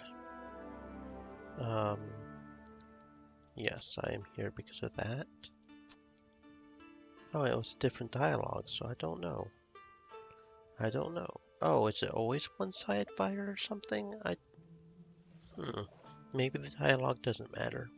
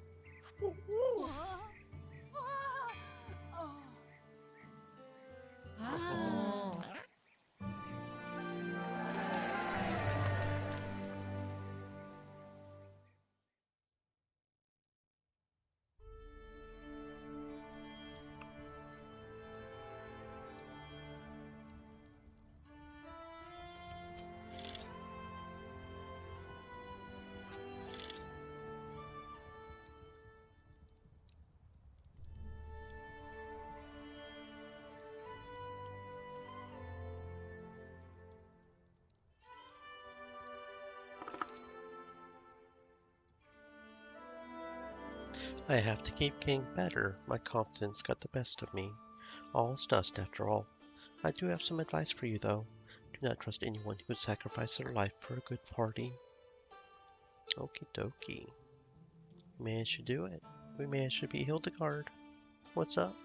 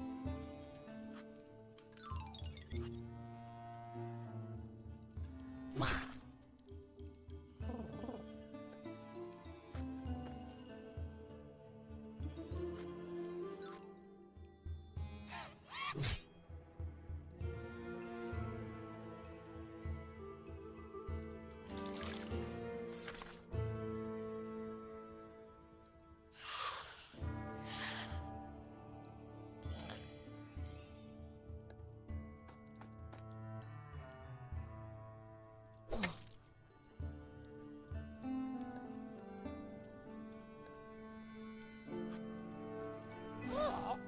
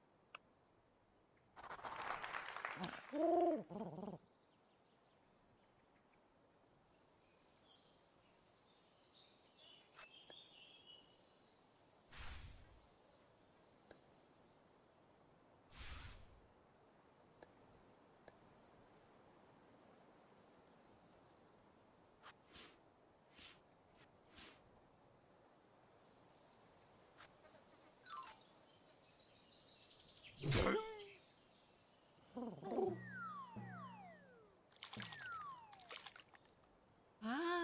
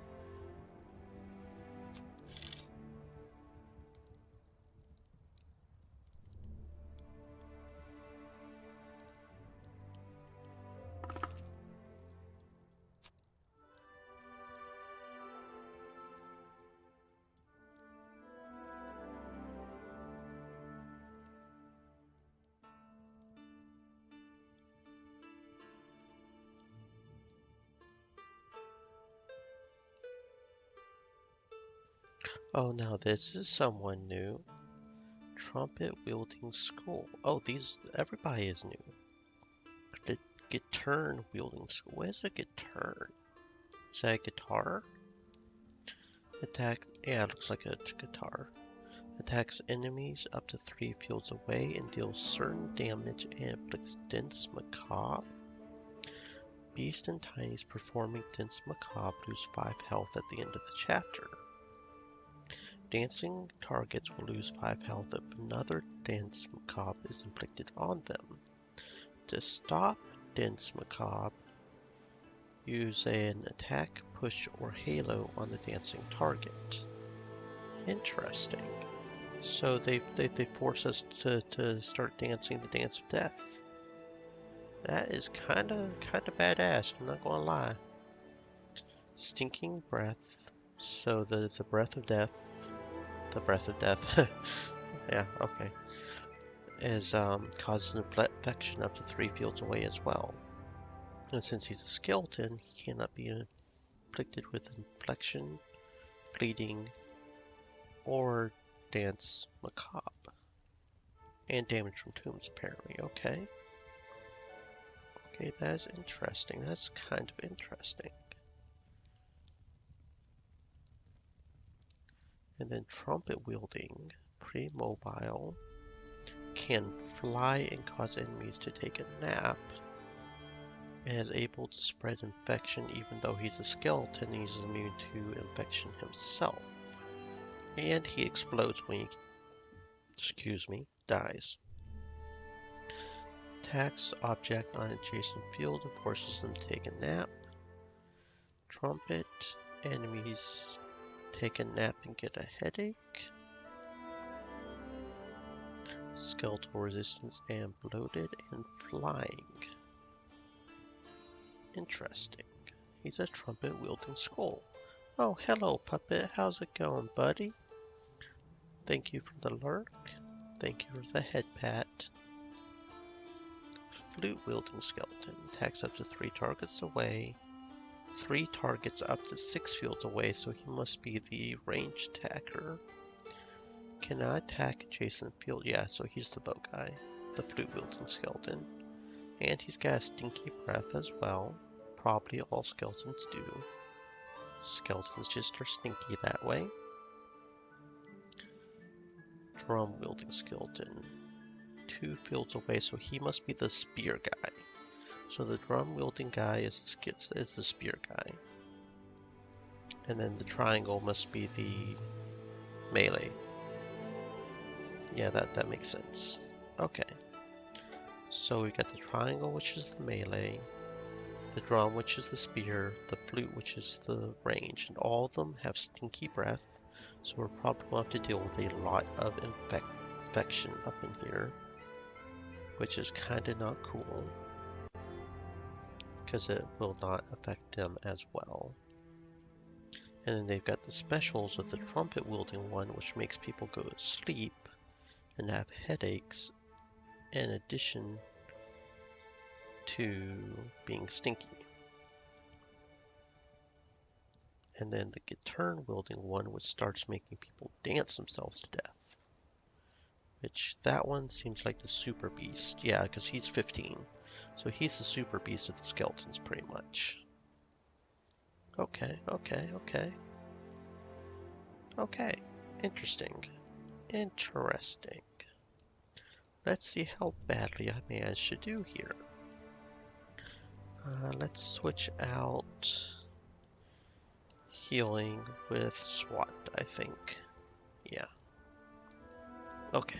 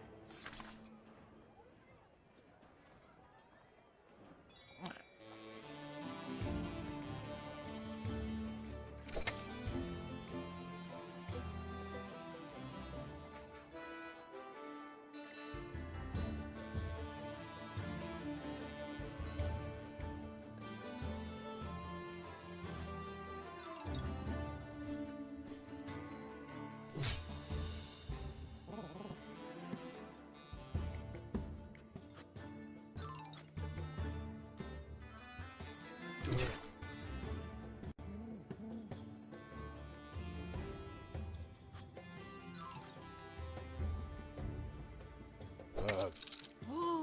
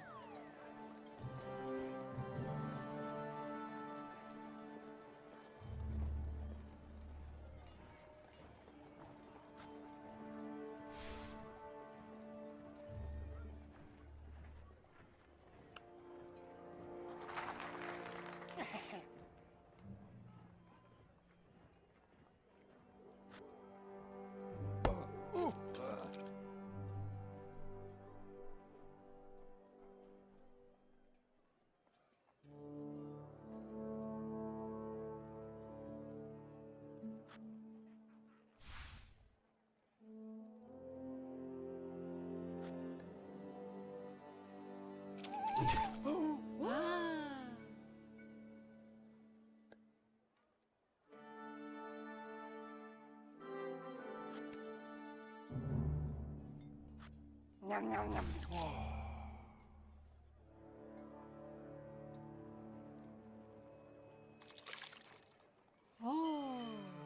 Oh. Oh.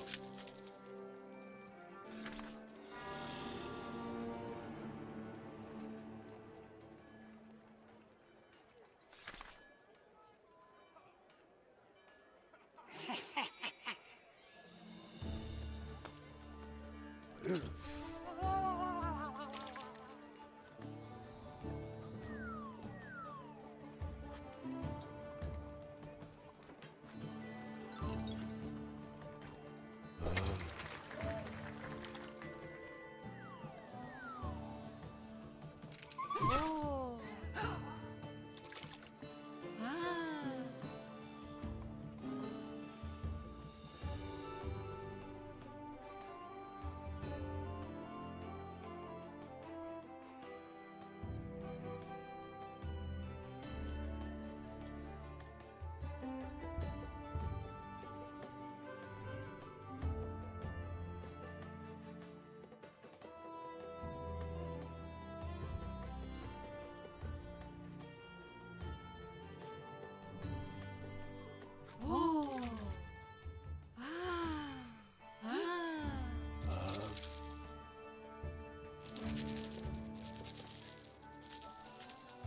Oh.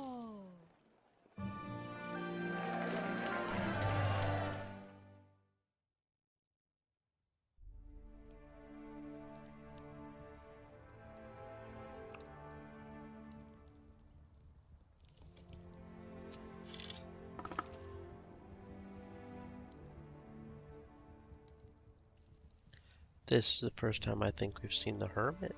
Give me something valuable and I shall see something out of this world. I can gain 5 health and 3 ink, or 5 health and 3 maximum health for 1 ink. No, we've seen this one before, haven't we? Because I was complaining about how it didn't make any sense. Yeah, okay, we've seen this one. Never mind. Yeah, I still think Quill's the best option.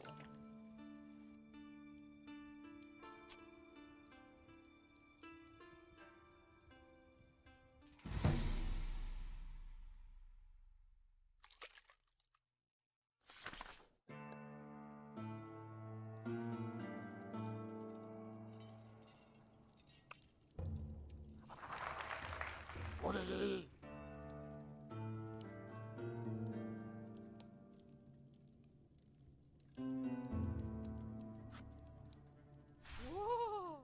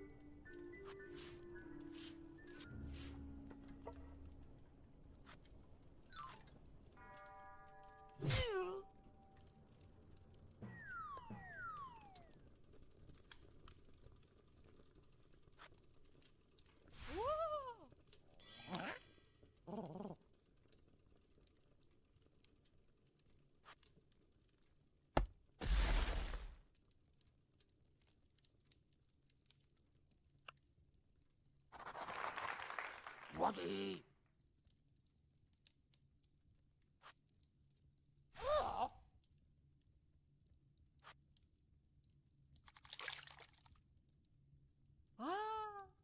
Oh!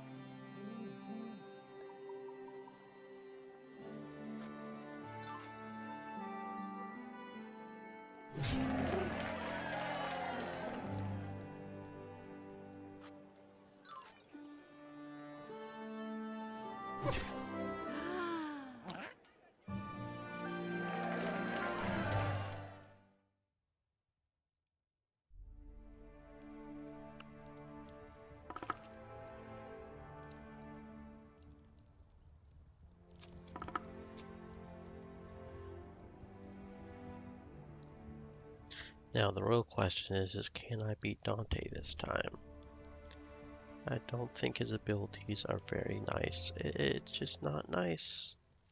Let's see what happens. I feel like it really should change depending on this, but I don't think it will. No. His inability to get hurt by fire sparks is just not okay. But I've got a few characters now that are the same way.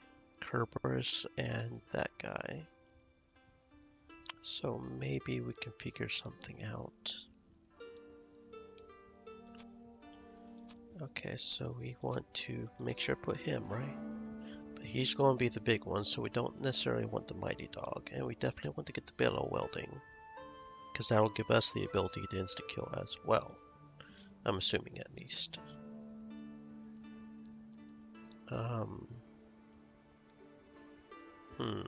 Who else should we put in? Guess we'll go ahead and do the rabbit, although we probably won't use him, and the bow. We probably won't use them, but numbers.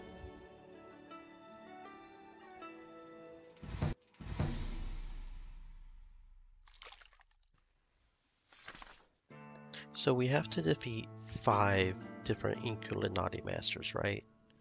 So far we've seen Dante, Godfrey, and the other young lady. I can't remember her name. So who are the other 2? I just realized we've only seen 3 of the 5 so far. I wonder who the other 2 are.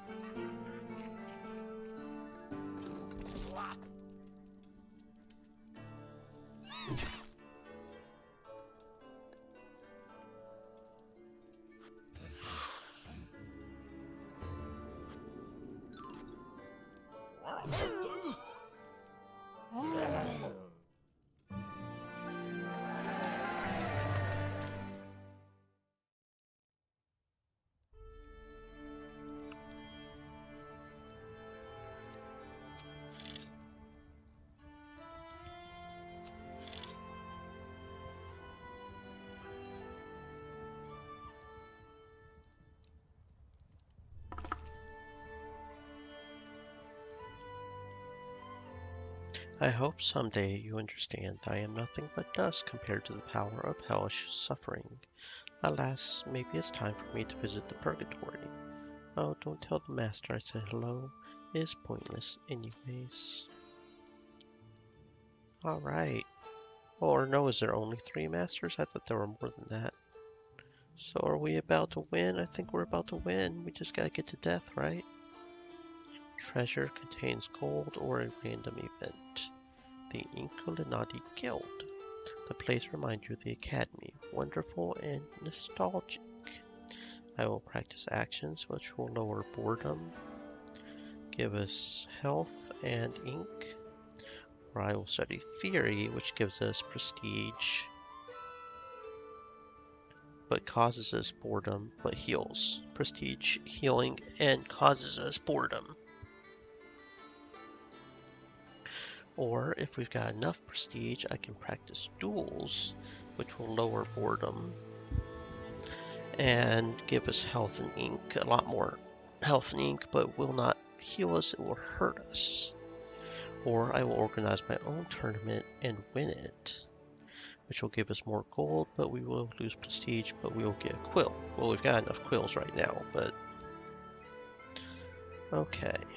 So what would be the best option here, at least long term?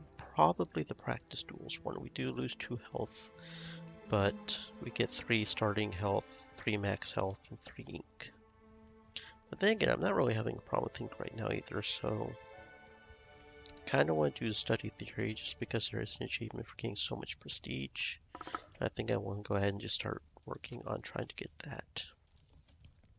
Which means we won't buy a thing here. Okay. And then we'll just start doing this right here, I think. Yeah, that sounds good. Finally, what took you so long? Show me what you've got and let's start the party. Party? The resurrection, I mean. It's not a party. Not at all. No matter. You don't get anyway. Let's begin our duel. Okay. Okay, okay, okay. So you can draw a tomb. Can be used on the field which a beast has died on. Deals damage to units adjacent fields at the end of the time, which is what some of these were about being skeletons. Skeletons don't care about tombs, so that makes sense. And you can just draw one. Okay. Poisoned corpse explosion causes a corpse to explode, creating a plague cloud that gives infection to anyone who passes by it. Forces an enemy to begin Danse Macabre. Okay. Mourning business, of course. Cheaper than cheap. Beast with a base cost of 6 or less are 1 cheaper. Okay. Okay, so I've got to watch him when he gets to 15 because the turn wielding is kind of the strongest, I think. Okay. Change army. We want to make sure to have our strongest people out, obviously. Which would be Kerberos and Mighty Dog, even if that might cause us issues with having enough ink to summon them. But I'm sure we can figure something out. And then I think I'm going to go ahead and remove Pet and get Strike out here just to be sure. Okay, let's see if we can beat Death.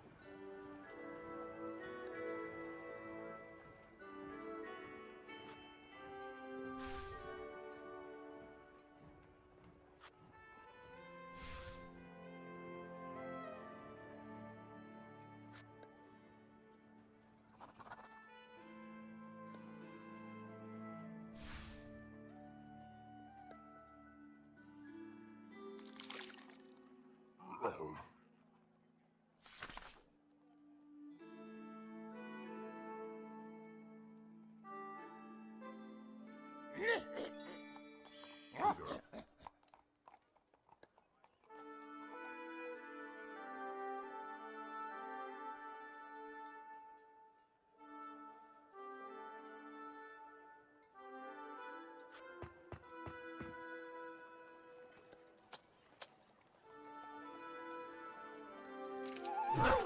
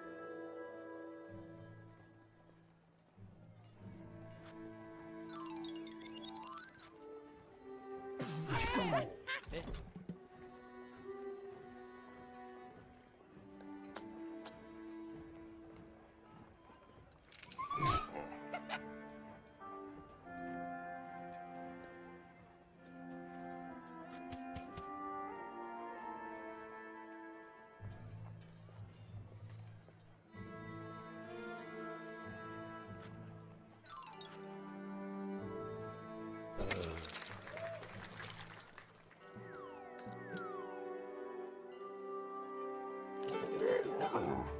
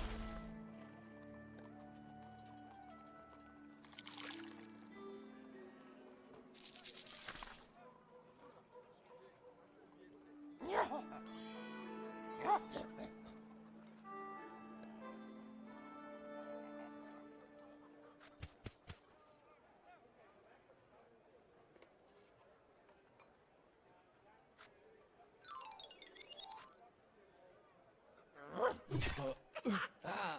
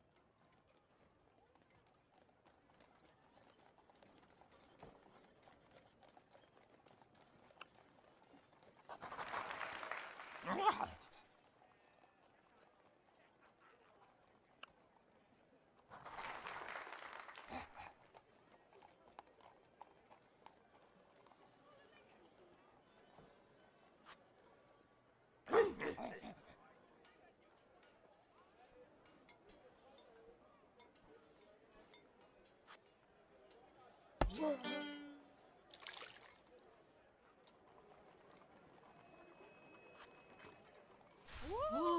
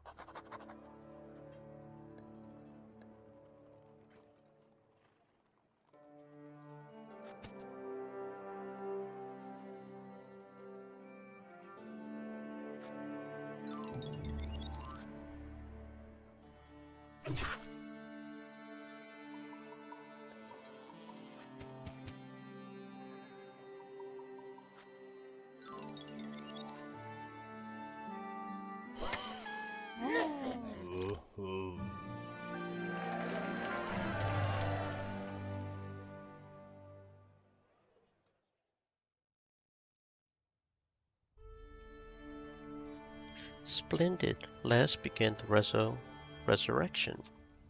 With an astounding trick, Death brings the Master back to life. The Master has returned, and he is feeling great. Finally, his voice booms out. Resurrection. Master, what is this resurrection? We dance the whole night through, watching the gas exploding. It's so much fun. But what is this resurrection exactly? Master, how do you know about the resurrection? You only just came back from the dead. I can't hear you, shouts the Master, as he quickly disappears into the crowd. That seems odd. Next time I'll look more closely into this so-called resurrection. You think it's over? It seems like Death and the Master were hiding something.